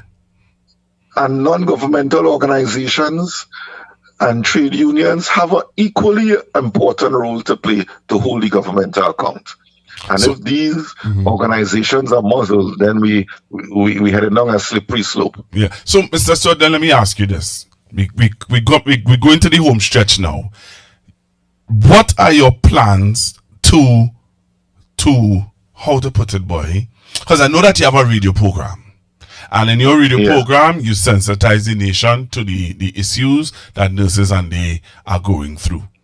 I know that you have spoken on the news. They would have reported that you plan protests, actions. Now, while Mr. Stuart, I want you to listen to me. While I understand the protest action is really genuinely needed, right? I don't want you to get yourself in trouble. I will listen to your little brother. Listen to your little brother. Don't answer me yet. I believe right now, because we have that connection with nursing, I consider you a brother. Right? We are brothers in the fraternity. There's like a policeman that said I'm a batch because of numbers. Hey, we were in this number and I'm a batch. I consider you to be a nurse batch. Yes. Right? I don't want you, Mr. Stuart, to get yourself in problems. Right? But somehow or the other, everything you call out tonight, I hope people listening to know. Somehow or the other, I just feel that everything you talk about tonight, that blocking the process, was planned. Yeah. Because you can't tell me everything you call out there is to stop a process from you getting the benefits to your colleagues. Yeah, and I haven't called all yet. So is there apart from protesting, is there anything else you can with the association, and that's why we actually have our radio program and we do Facebook Lives, because there are so much things the Nursing Association does that the average person may not be aware of. But the only thing that comes to the public domain would be a protest. So that will be carried by the media and it will be carried around and people would say, oh God, them protesting and stuff, but they won't be aware of all the other stuff we are doing. Right. So on one hand, we always in the court. We always go to the court and challenge a number of matters. And one of the matters more or less has been concluded, and workers in that very same NCRHA would begin to receive a number of benefits, particularly as they were hired. Could you believe hiring nurses, as I said, on temporary continuous contracts? What is that? Madness. Temporary continuous employment. It meant that the nurse was not a permanent worker, nor the nurse was a contracted worker. So you're not getting gratuity at the end of your contract, because it's not really a contract, and you're not getting a pension at the end of your tenure. No, wait, Mr. Stuart, what you saying? Mr. Stuart, no, listen to this, Mr. Stuart. I remembered, you know where I remember you from? And no, throw my mind back. You were a gentleman when Dr. Rowley, as Prime Minister, used to have conversations with the nation. Yes. You were at Exodus Spaniard, and you came up to the microphone, and you asked the Prime Minister, you told the Prime Minister that nurses are graduating out of what's the name of the school? USC Costat. And you were asking him, why are we not hiring these nurses? Yes. Dr. Rowley, when you hire them, you have them on the short-term contracts. What was necessary? So that Dr. Rowley then turned to the Minister of Health back then, Mr. Terence Singh. And because like Dr. Rowley was surprised, I'll be real here. Even looked at the Prime Minister's reaction. The Prime Minister's reaction was, Minister Singh, come and clear up this information. And let me tell you something. I am sure up to this day, Dr. Rowley is still shocked. Because anybody in their right mind will not be able to comprehend or understand how could you be graduating nurses and yet still the system has a huge shortfall when nurses is graduated. And when you do hire them, you hire them on month to month or short term or just these contracts, and then on top of that they have no gratuity to get and no pension to get. No, that is evil. Yeah. No, that is evil, Mr. Stuart. Mr. Stuart, listen to this, this conversation we having here, I think this is plenty. I need to have a program with only you alone.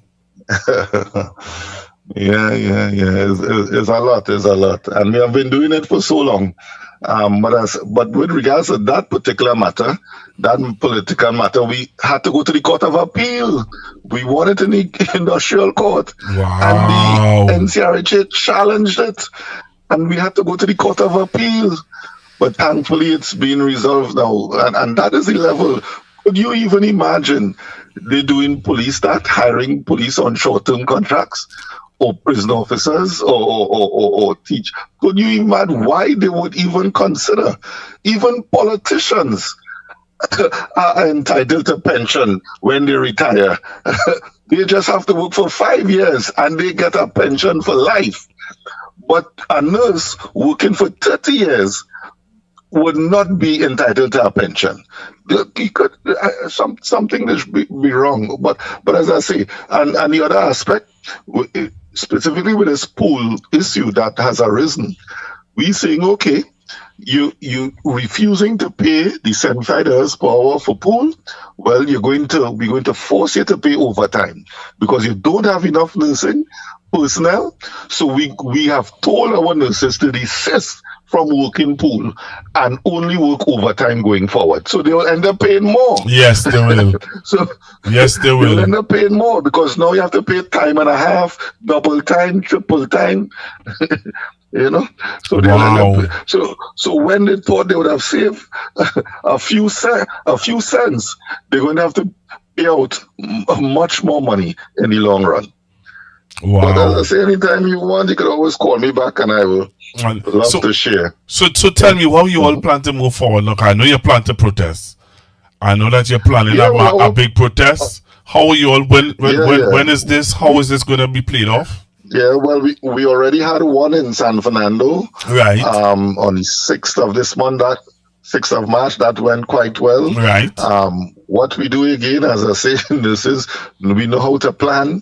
So we already liaised with the Commissioner of Police office. We already send correspondences even to the Attorney General and the Prime Minister, letting them know, because we want to make sure that the Prime Minister's statements, the Homeland Minister's statement, the Defense Minister's statements, where they said this SOE was exclusively for criminal elements, would not be used to silence workers or silence dissenting voices and trample on our democratic principles. Right. So we made sure we cleared all our bases. And that is why we're so confident to continue with our exercise. So our next demonstration will be in Sandy Grande Hospital this coming Friday, 27th, from midday.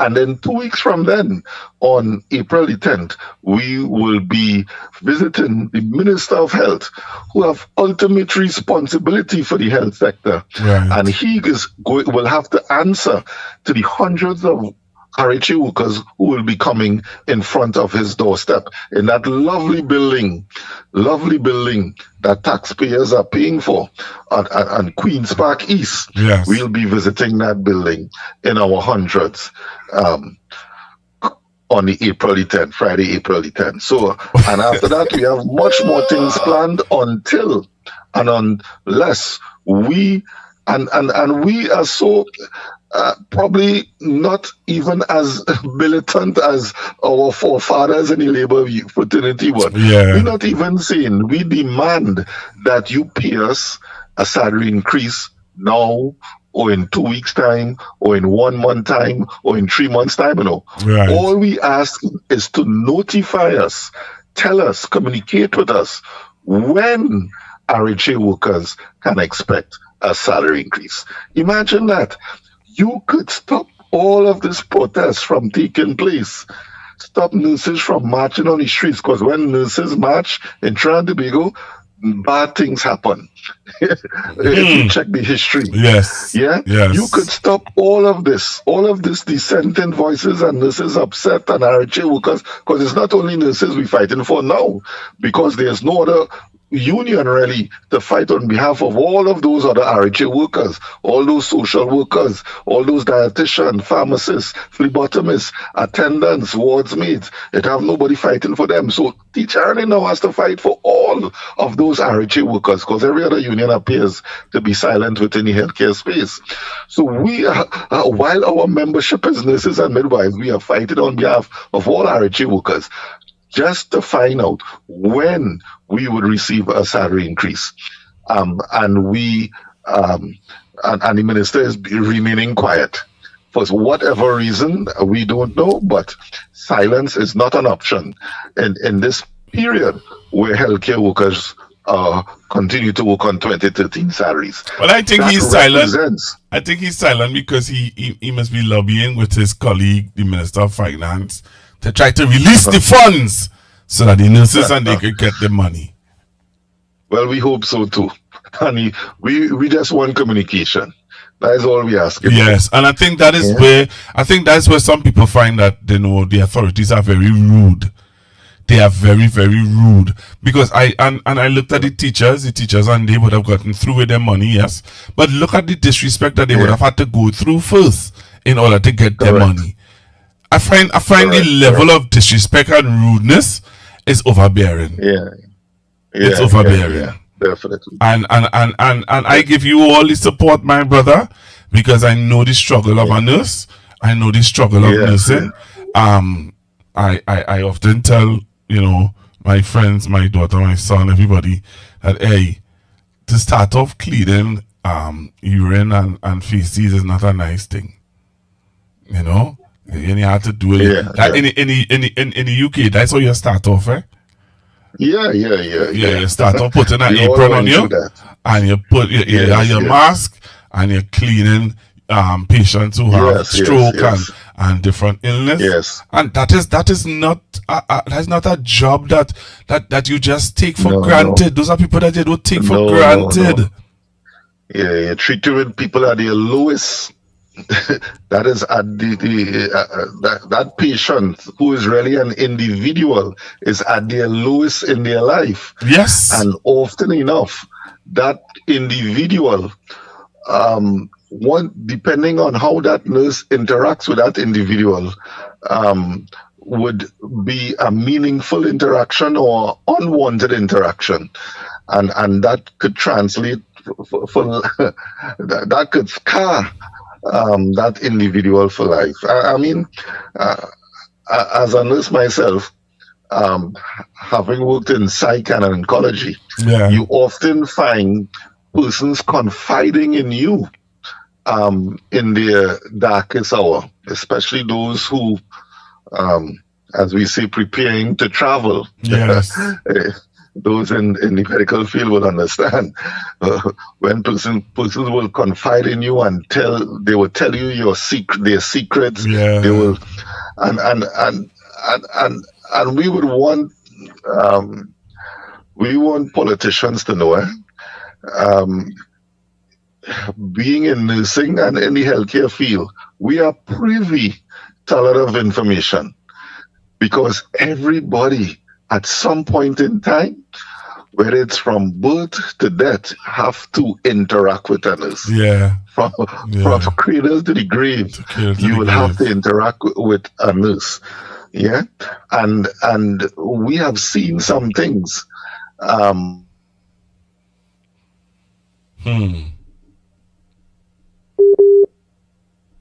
Mr. Stuart? Yeah, Mr. Stuart? Hello? Alright, he's reconnecting.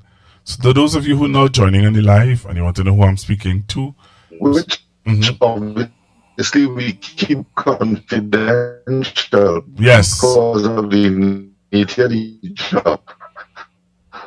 But they need us at some point. Yeah. Mr. Stuart, I think somebody is calling you. Yeah, somebody is calling. You hearing me, Mr. Stuart? All right. All right, I think we lost Mr. Stuart there for a minute. I want to thank the listener who would have sent me Mr. Stuart's number. I want to really tell you thanks very, very much. I'm going to try to call back Mr. Stuart in a bit because I know that he would have been, somebody must have been trying to call him while he is on the program. But if you're now joining Constructive Talk and you want to know who I was talking to, we were looking at a news item, a news clip where Mr. Stuart, Edie Stuart would have been lobbying for his nursing colleagues, and Mr. Stuart, and Mr. Stuart would have, one of the listeners would have sent me Mr. Stuart's number, and he did accept the call, and he was informing us about what is happening in the nursing sector. The nursing sector. And you know, strange enough, I always wanted to talk to Mr. Stuart. I want to thank that person a whole lot. Let me see if I get him back on the line so that he can close off properly. Alright? So I'm going to see if I get back Mr. Stuart on the line so that he can close off. And then I'll take some of your calls because I haven't interacted with you for the evening as yet. So let me see if I get back Mr. Stuart on the phone line so that he can close off properly and we can arrange to have Mr. Stuart back on. Hi, Mr. Stuart. I know that someone was just trying to get in contact with you a while ago. Yes. Yeah. So I said, let me call you back so that you can close off and we can make other arrangements to have you on the program. All right, no problem. All right. So again, let me thank you very much, Mr. Stuart, for taking the impromptu call.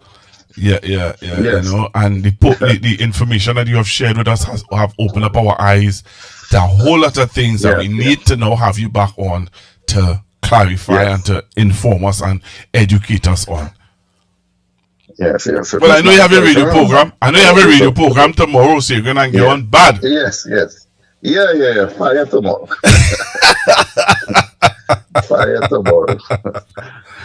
Oh gosh.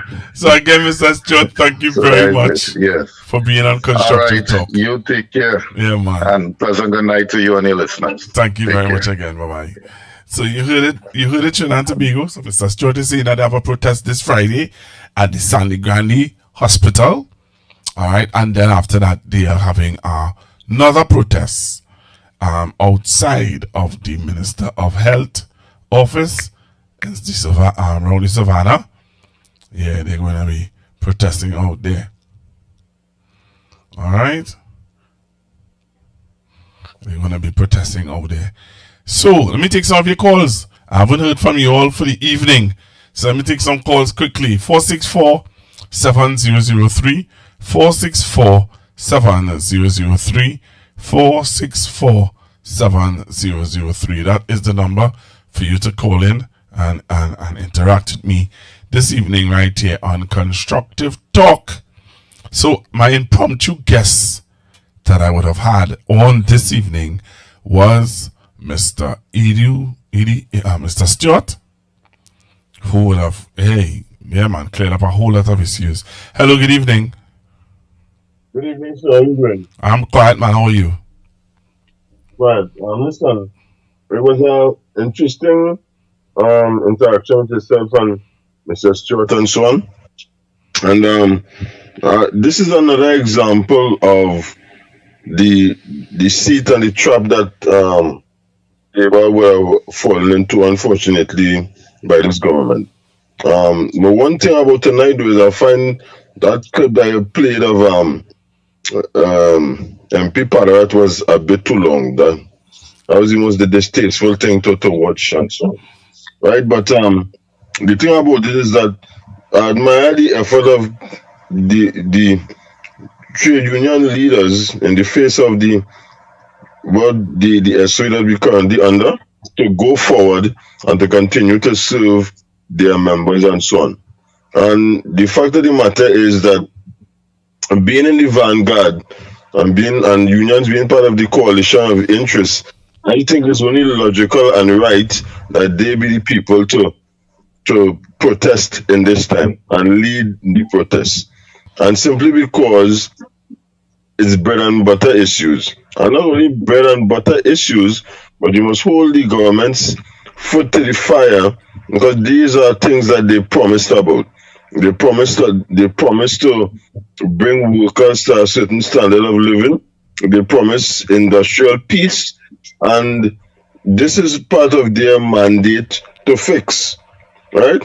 And anybody who is fair-minded and putting all politics aside, if you give people legitimate expectations and you spend the last 10 years preaching to them that give you a chance and you will bring better methodologies and better substance to the table where industrial relations is concerned, then you ought to face up to it. That's all I'm saying. Yeah. And particularly when the issues that he raised with respect to the payments. Imagine the minister is telling them that they are now implementing a policy from 2023, right? What I'm saying, whilst in opposition, you would have been claiming that it was unfair and you're going to implement the same policy instead of saying, listen, we will maintain what is there and then we will go and take another look at the policy and see if it could be tweaked or improved upon. These are things that have to be fought. And I'm glad to see that this is the stance of the Nurses Association under Mr. Stuart. I wish them all the best. Thank you very much. You're most welcome, man. Thanks for calling. And I apologize if I took you all through a difficult time listening to Mr. Barry Padarath. I'm seeing a news article here I wanted to highlight. PM not taking legal action against media or Rowley. Prime Minister Kamala Persad says she is unbothered by a comment made by former Prime Minister Dr. Keith Rowley. Speaking to TV6 News, Bissessa explained, it may seem on the surface that I am unbothered with Dr. Rowley, but what Rowley and the PNM's trolls saying those nasty things about me. But the truth is that deep down inside, I am very, very unbothered.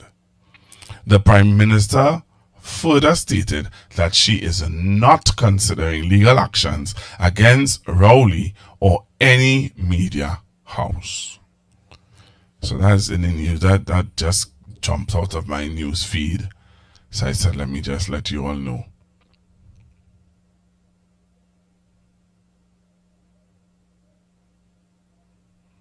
So I'm seeing another news story here. While I wait for your calls, you can call in and touch base with me. Gunshot victim arrived 9 p.m. Victim name, Anil, age 34, building 4.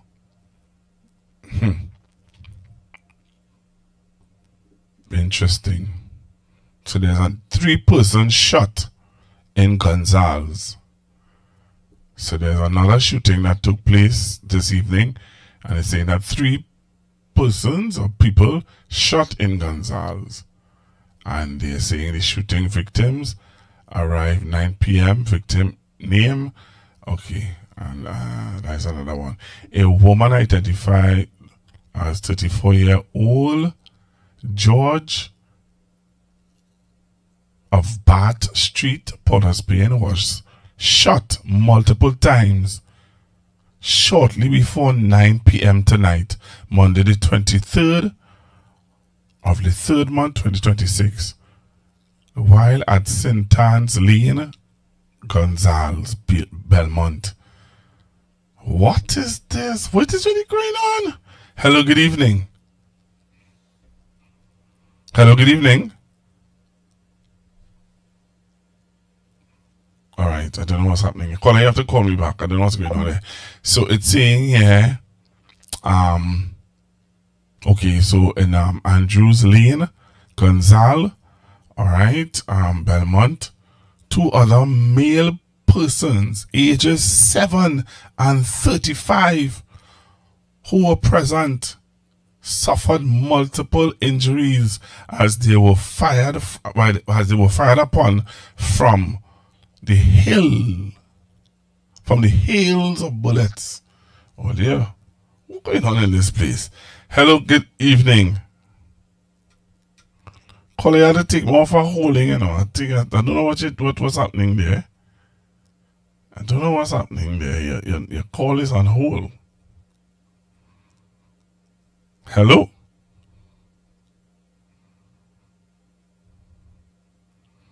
Caller? Hello? Alright, so caller, I don't know what's going on with your call. I'm answering you, but it's going straight to being on hold. I don't know why. What's going on? Hello, good evening. Yes, Pastor Google. Everybody seemed to be focusing on the Jamet part of the whole interview when Dr. Rowley said that the Prime Minister knows about human trafficking in the office, and everybody only studying the Jamet. So if what he's saying was wrong or inaccurate, and they would have come to court over such a heinous accusation. Statement, yes. I heard somebody, actually I heard one of the social media fellas, he's going by the name Rambles, was saying that. Rambles was saying, hey, I expect you all to take Dr. Rowley to court because he is saying that you guys, he's saying that you all are aware of human trafficking. Yeah, and I would expect that too because by the more serious accusation than calling somebody a Jamet. Yeah, you're right, you know, caller. You're on point. Yes. So the people them who focusing on this insignificant thing to know that how the current government that in power have accusation from since way back when that was confirmed till a man have to fly away to Canada to stay alive and safe. And they putting their heart and soul into this government. I don't see the sense in it. But children, there's a short memory. Very short. Very short. I just wanted to bring this because I is a first time caller. Hey. And, you know, I'll just be listening because my girlfriend always has been on this. Yeah, so, man. You know, yeah, I will man. just stay informed and keep up the good on stay sure. Watch man, I just want to appreciate you and tell you thanks very much. And tell your girlfriend thanks for having you listening. Yeah, man. Yeah, man. Thanks, man. Hey, the caller made a good point. The caller made a very, very good point. And I'm going to, if you don't understand what the caller talking about, I'm going to play it for you. Because I think what the caller talk about there, I want to play it. I want to play it. For those of you who don't understand what the caller talking about, this is what the caller talking about. So caller, you're on point. You understand? You made a real good contribution this evening. And I want to send you to the head of the class. Alright? Head of the class, caller. Because I just read that article because, you know, people have all kind of thing to say now. You know? But caller, this is what the caller talking about. Take a listen to this. Caller, call me back. Let me answer the caller. Caller? Caller? Hello, goodbye. You want to hold on a minute? So that I want to play something that the caller would have brought to our attention, which is very, very good. All right, sir. So let's take a listen to this. This is what the caller talking about.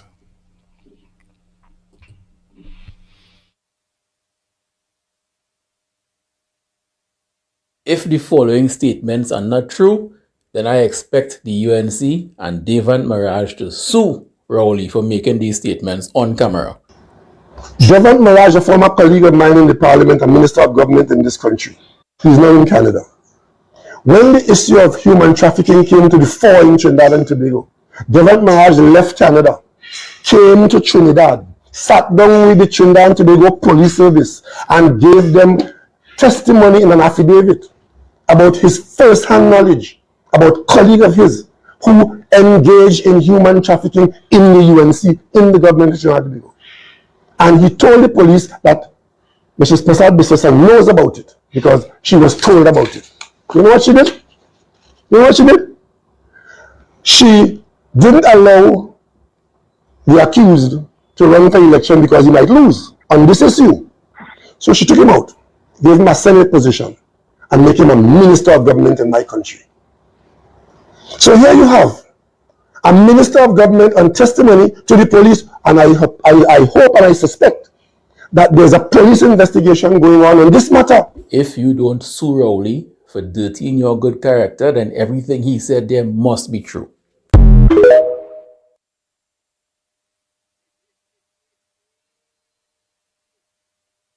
Oh gosh, hey, if I don't like Rambles, I lie, you know. I had to meet Rambles in the life, you know. I had to meet Rambles in the life. Yeah, Rambles in there for 6 days, you know. Rambles just do a simple little video, and here we say, if what Dr. Rowley say is a lie, take him to court. She just said she ain't taking him to court, but she said she taking him to court for the Jamhead statement. Hello, good evening. You're awesome, Buster.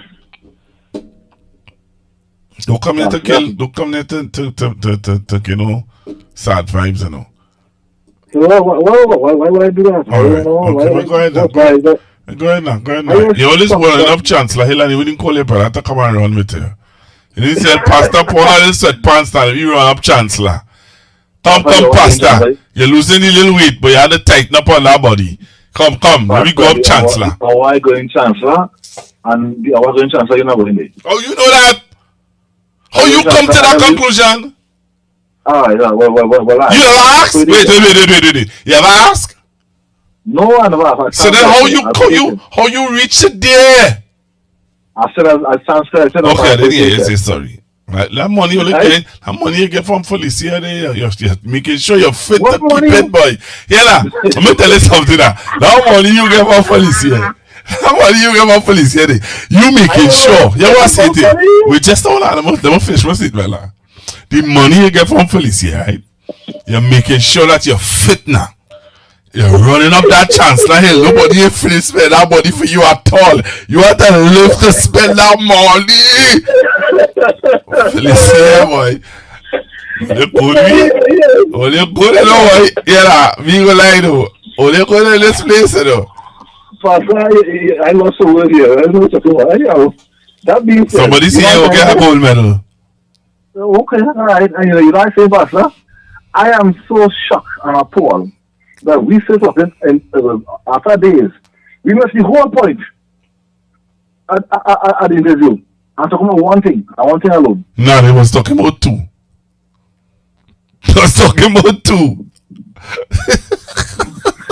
I can't understand. They was talking about he didn't get an invitation.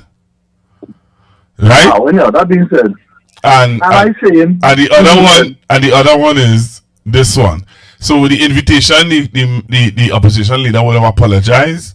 She would have reached out to Dr. Rowley. So for those of you who don't know, let's let you know now. The opposition leader would have apologized. She would have reached out to Dr. Rowley, apologized to him, and let him know that something like that will not happen again. And she, moving forward, they are going to put proper checks in place to ensure something like that never happens again. I think so. I had a discussion with some people there, and of course, the drug Dr. Rowley to be coaching over the coals. Back. I said, I listen to them. All I'm going to say, because I was waiting for them, I sit down. So I say, I understand, and I understand, and I empathize with you guys, how all the feel towards Dr. Rowley on the statement. But I never hear none of this come against anonymous. Why? I never hear none of the come against anonymous for all the things we said about Dr. Rowley. Why for not dealing with politics? All the things he said about gas fidelity, everything he said who have husband and children, everything he said about coming over refugees who also have husband and children, I never heard none of it. Came against I don't know what I say anything. Or they just laugh and I show yes. I said that I hear all this shit. So I know with my own ears. And when they were not saying about the highest officer in the land at that time, a black one, like my mother and grandmother. Nobody said nothing. All of them they got a test inside because I working with all and no one said nothing. Now, anybody want to give their opinion and anybody want to say all kind of thing. How come back then all of them wasn't feeling the same way? You know what I hear, Pastor? Go on. Crickets. Nobody to this day. About to them. Nobody to this day. Without working with most of them. Nobody to this day was man and the man, sir. One man said me. I was paying dead. What time I done nothing to do with the question at hand. But he come back to the answer me is I was paying dead. That was one man. The other seven to this day, he has mate. And naked double long 2 years after and say he say and he say it again. And this man is a parliamentary secretary in my country. If this man go to my son's school, my son had to come out and clap and wave to him. Pastor? I'm listening now. There's a bunch of hypocrites that I say what I want to hear. Because people before Dr. Ali, they do a lot worse, said a lot worse. Yeah, a man who disrespect a woman, a black woman, she was the highest officer in the land at that time, and we all know what he said. Yeah, and then he had the outcry. I didn't hear the outcry when he called her and he stupid jackass. Nobody said anything. Nobody said nothing. And I worked with most of them who all kind of did about a couple of days ago, and they said nothing. When I call him, that's all kind of thing. All laughing. And I show yes, yeah. And I said, that is fun, that joke. That wasn't the straight out man. Apparently, Miss Gassi, that was branching. Well, he went further. The woman not in politics. She never ran for office. You put the woman in a scandal. The woman never ran for office. The woman that happened to him, right? A man who ran for office. That wasn't good enough for you. You put the woman in a scandal. The poor woman, you forget the name, but the woman is a different woman. She has a family. She has children and grandchildren. And you didn't care about that. You find out okay. The put the one who never ran for office, never even come for his photo up. The only thing that you see it was your husband. That you see she in the media. You find that wasn't good enough. You put the one in a scandal. And that was okay. Yep. And nobody said nothing towards you for that. But you had the gall to make her life and tell Dr. Ali all kind of things what he is and what he is. Them are not in the place, you know. I realize half of people, half of them are in the place. Because you cannot tell me you're in the place you say don't have it. Well, boy. No, I put him in the place because all them want to move like the whole land now. And who without St. Cassie's for stone? And none of them can't cast no stone.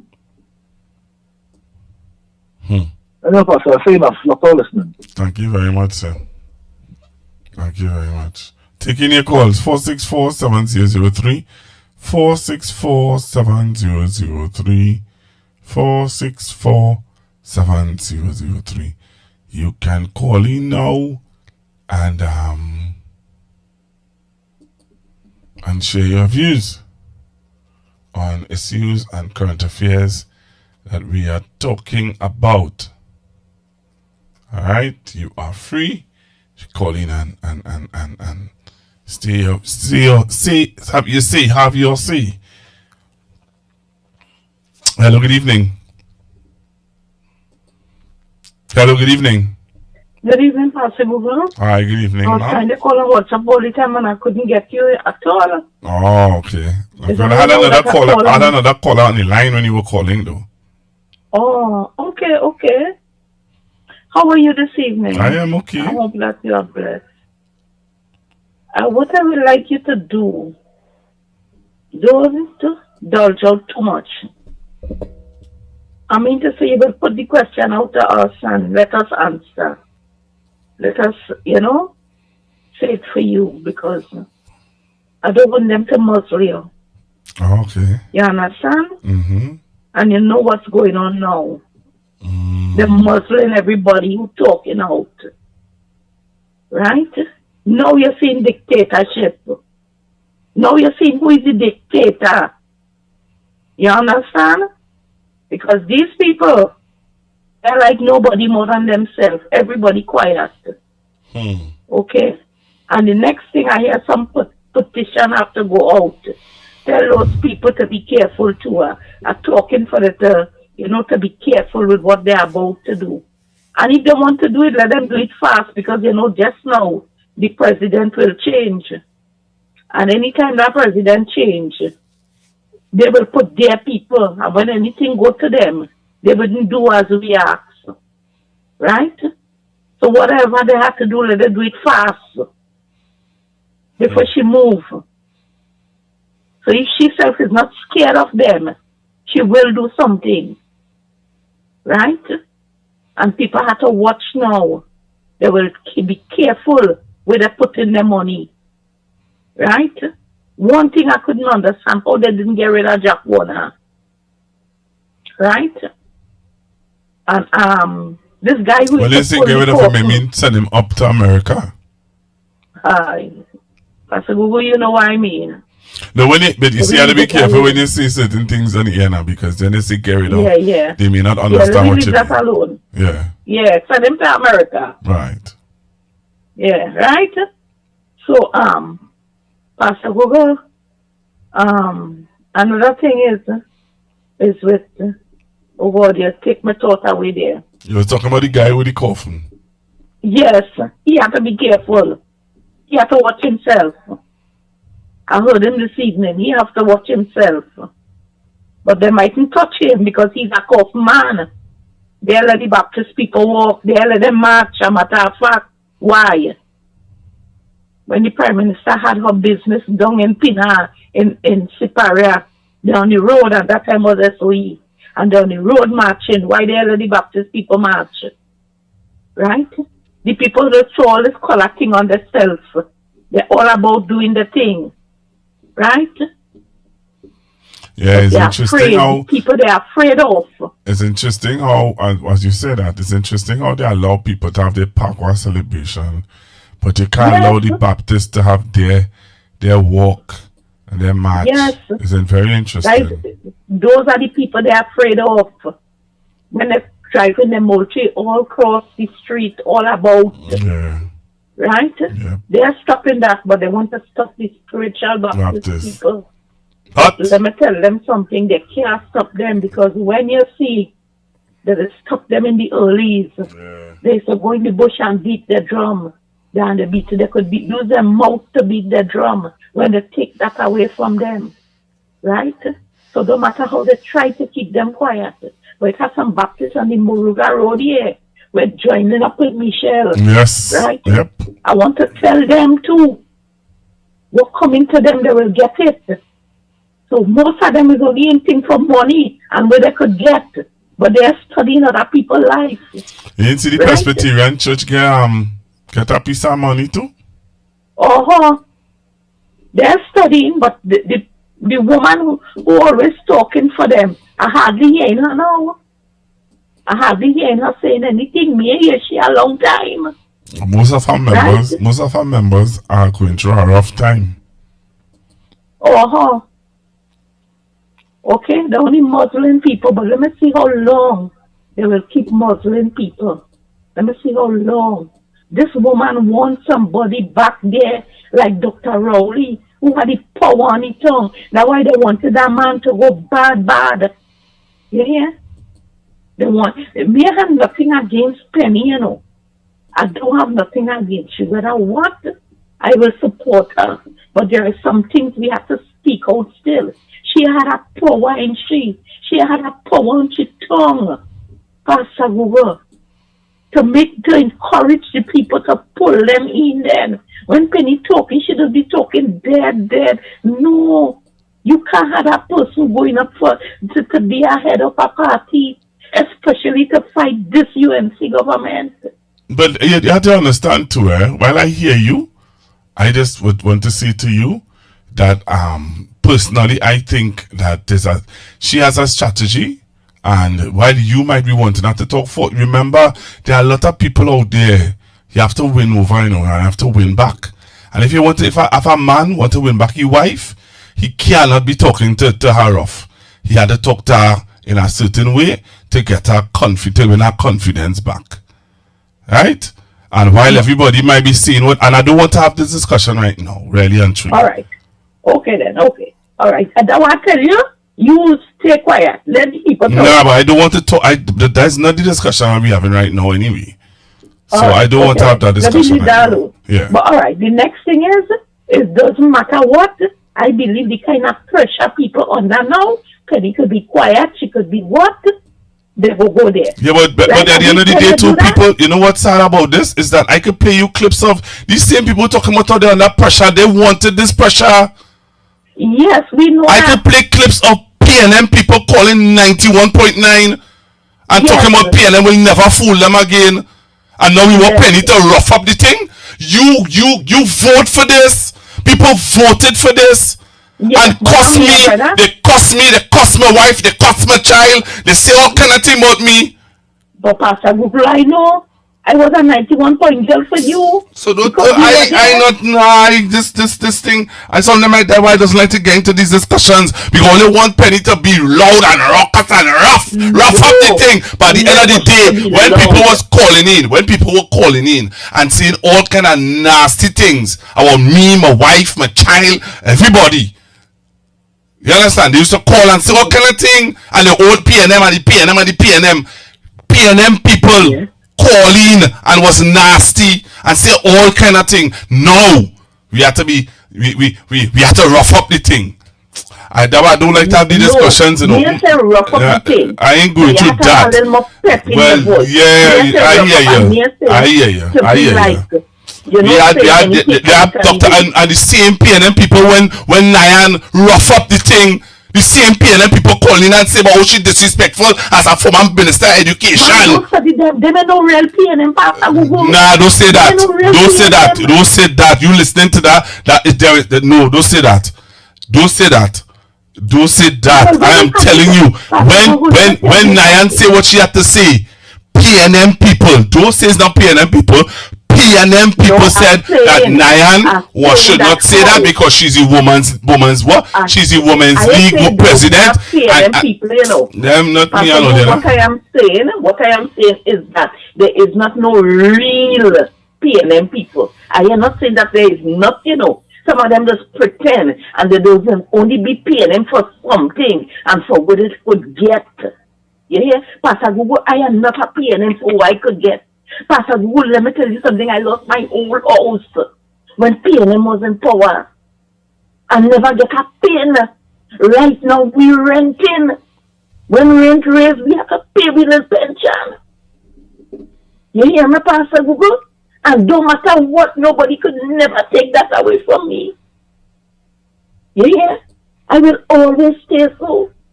Because I know there is not everybody that could help you. Right? And I don't let that bother me. You see what's going on today?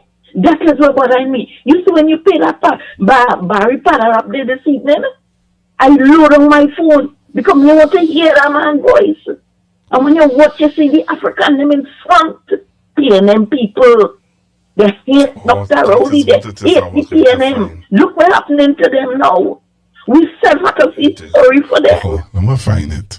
I want to find them videos. You see that video? I want to play that video before I come. Sorry for them now. So don't class me with them, you know, brother. I'm going to play this video. Where is the videos? I have to find those videos and play them tonight. I wasn't going to play them. When I Robinson rages and I tell she I want a house, she asked me what entering a house. I'm my mother's house and I'm my brother's house. I know mine. I want one for me and my family, me and my husband. But I that hear ain't you. nothing I say. At the end of the day, eyes are PNM. All right, ma'am. Thank you very much. You hear? Yeah. So thank you very much. All right, then. We will talk. Yeah. All right. Let me play this clip. I want to play this clip. I'm going to give you a flashback. I'll give you a flashback. I'll give you a flashback. Somebody might load on the TV, but that is okay. Load on their phone. That is all right. But I had to give you this flashback because some people just behave as though, you know, this never happened. I want you to listen, you know. Listen to this. When I heard this, I was like, what? Look at that. I forget about this. Take a listen to this.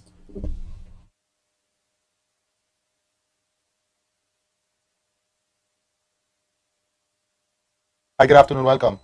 Good afternoon, Heavy and TC. Good afternoon. I vote in Aruka South. Right. And for the first time, I'll be dipping my finger for Camilla Bissetta, the UNC. Because I'm a hurt PNM to see, after all these years, PNM campaigning and saying all kind of things where they could do 2 weeks before election. PNM now know where they could do. Hi, good afternoon. Welcome. Good afternoon, Heavy and TC. Good afternoon. I vote in Aruka South. Right. And for the first time, I'll be dipping my finger for Camilla Bissetta, the UNC. Because I'm a hurt PNM to see, after all these years, PNM campaigning and saying all kind of things where they could do 2 weeks before election. PNM now know where they could do and how much young people and how much thing and how much we could build and how we could change the capital city and bring it to be the capital city of the Caribbean. It's only 2 weeks before election. All you know that I'm already 10 years. Boy, let me tell you something. Who wants to remain stupid? I believe I went to school. I went to a Muslim school. And I had sense. That didn't catch me at all. I had 10 years to show we rolling. Suppose people in Dubai not a campaign. Because them know where they benefiting in any country where the people, the poor and the oppressed, surviving good. There's like the leader. So how you telling me all you going in South, you going all about campaigning now? What you're doing for young people and baby and this one and go to hell with that shit. All right, caller. You can't say that. You can't say that, man. Caller, good afternoon. Welcome. Good afternoon. How are you? I am okay. And how are you?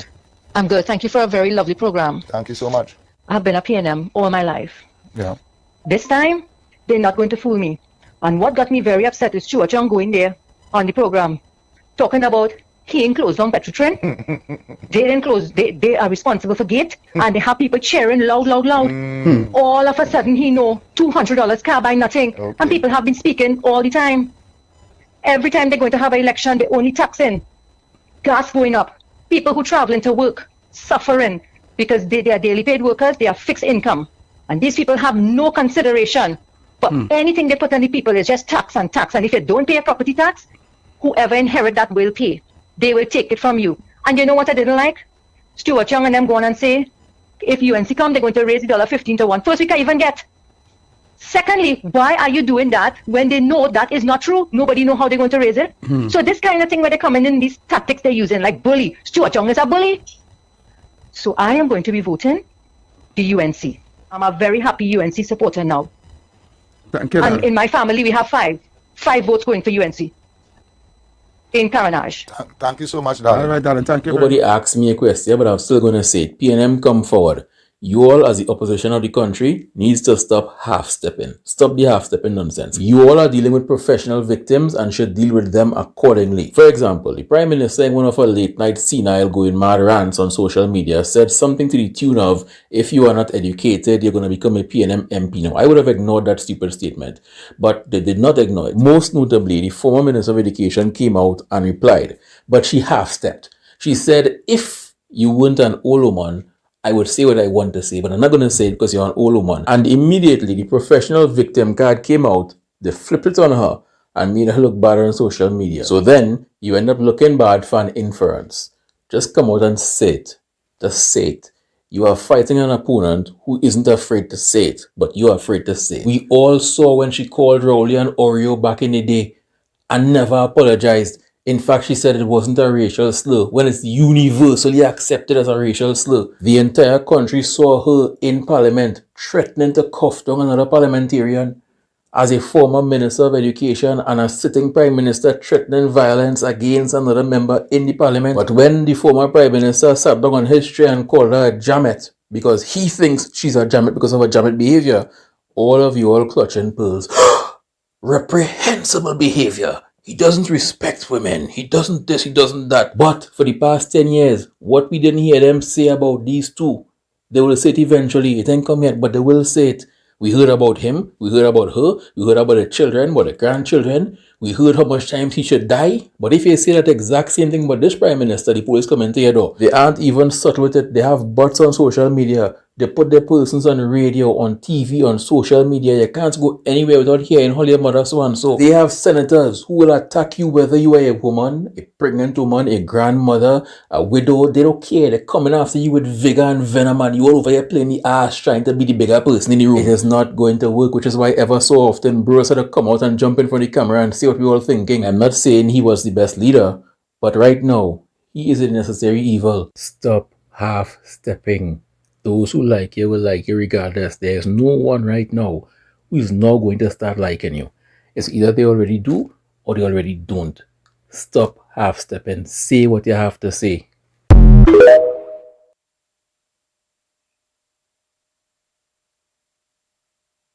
Thank you for your time. Hi, good afternoon. Welcome. Good afternoon, Heavy and TC. Good afternoon. I vote in Aruka South. Right. And for the first time, I'll be dipping my finger for Camilla Bissetta, the UNC. Because I'm a hurt P&M to see, after all these years, P&M campaigning and saying all kind of things where they could do 2 weeks before election. P&M now know where they could do and how much young people and how much thing and how much we could build and how we could change the capital city and bring it to be the capital city of the Caribbean. It's only 2 weeks before election. All you know that already 10 years. Boy, let me tell you something. Who wants to remain stupid? I believe I went to school. I went to a Muslim school. And I had sense. That didn't catch me at all. I had 10 years to show we rolling. Suppose people in Dubai in the campaign, because them know they benefiting in any country where the people, the poor and the oppressed, surviving good. There's like the leader. So how you telling me all you going in South, you going all about campaigning now? What you doing for young people and baby and this one and go to hell with that shit. All right, caller. You can't say that. You can't say that. Caller, good afternoon. Welcome. Good afternoon. How are you? I am okay. And how are you? I'm good. Thank you for a very lovely program. Thank you so much. I've been a P&M all my life. Yeah. This time, they're not going to fool me. And what got me very upset is Stuart going there on the program, talking about he ain't closed down Petrotrin. They didn't close. They are responsible for gate, and they have people cheering loud. All of a sudden, he know $200 can't buy nothing. Okay. And people have been speaking all the time. Every time they're going to have an election, they only taxing. Gas going up. People who traveling to work, suffering, because they are daily paid workers, they are fixed income. And these people have no consideration. But anything they put on the people is just tax and tax. And if you don't pay a property tax, whoever inherit that will pay. They will take it from you. And you know what I didn't like?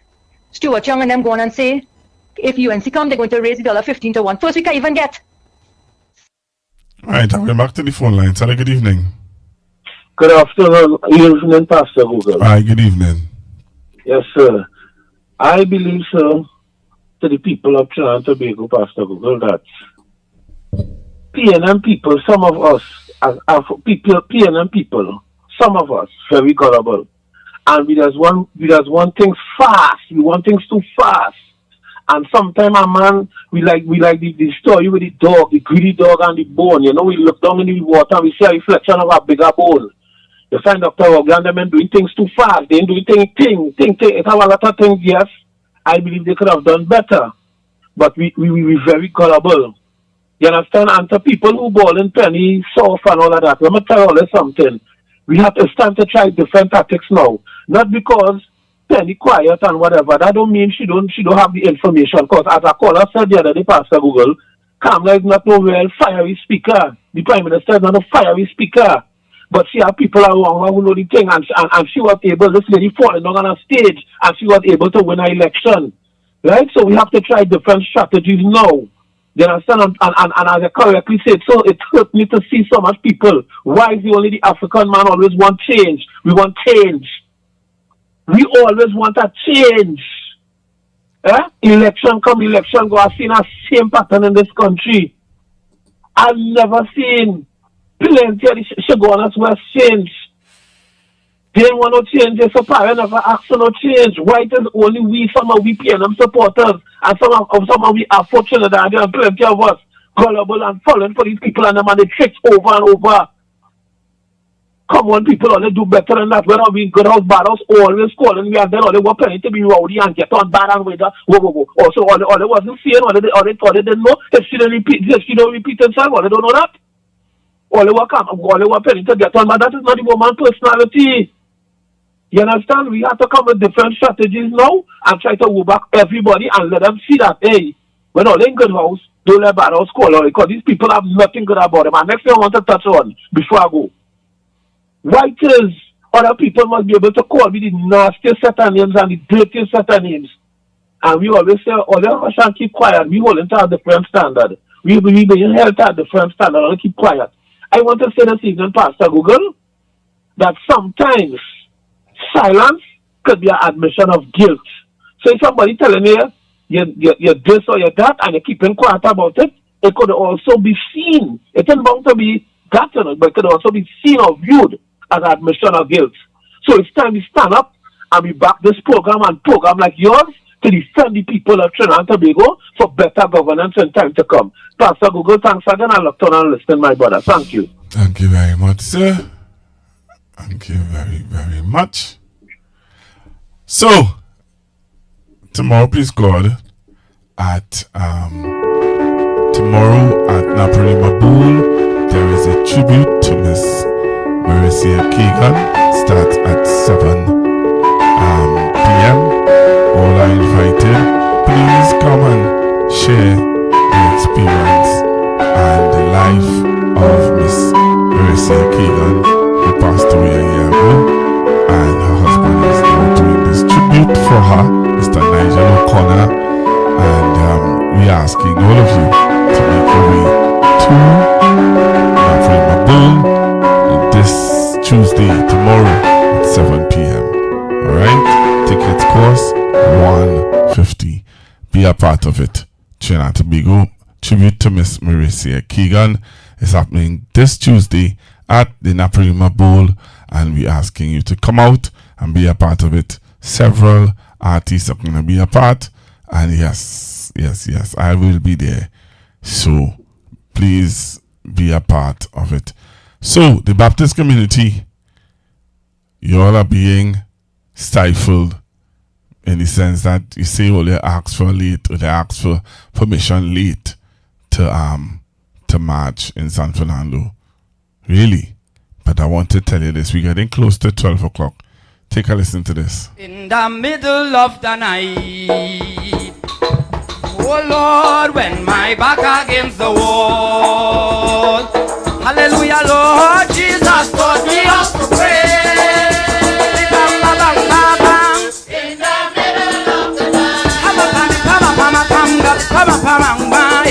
middle.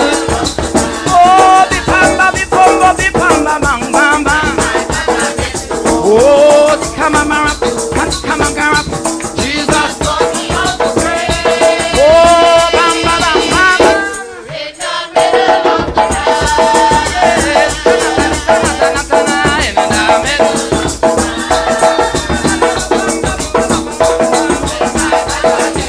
Oh, Jesus taught me how to pray. Oh, bam, bam, bam, bam, bam, bam.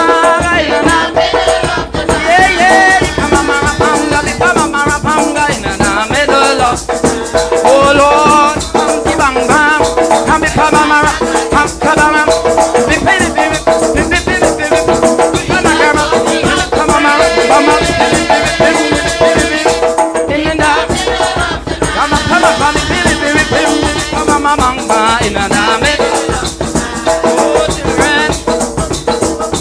when am I back against the wall?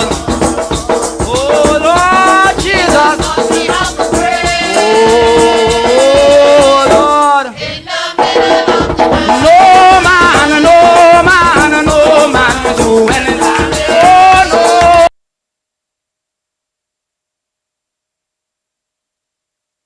The information provided by the speakers and or presenter on Facebook and YouTube is for general informational purposes only. All information is provided in good faith. However, Constructive Talk makes no representation or warranty of any kind, express or implied, regarding the accuracy, adequacy, validity, reliability, availability, or completeness of this information.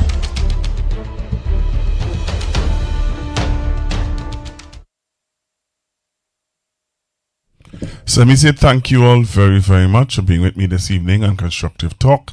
I always appreciate your phone calls, always appreciate those of you who are coming on the live and sharing with me and, you know, being a part of the show wherever in the world you are.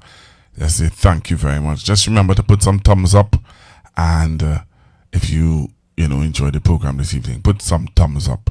All right, and let's continue to keep our country in prayer, and let's continue to stand for righteousness in Trinidad and Tobago. God bless you. Have a good evening.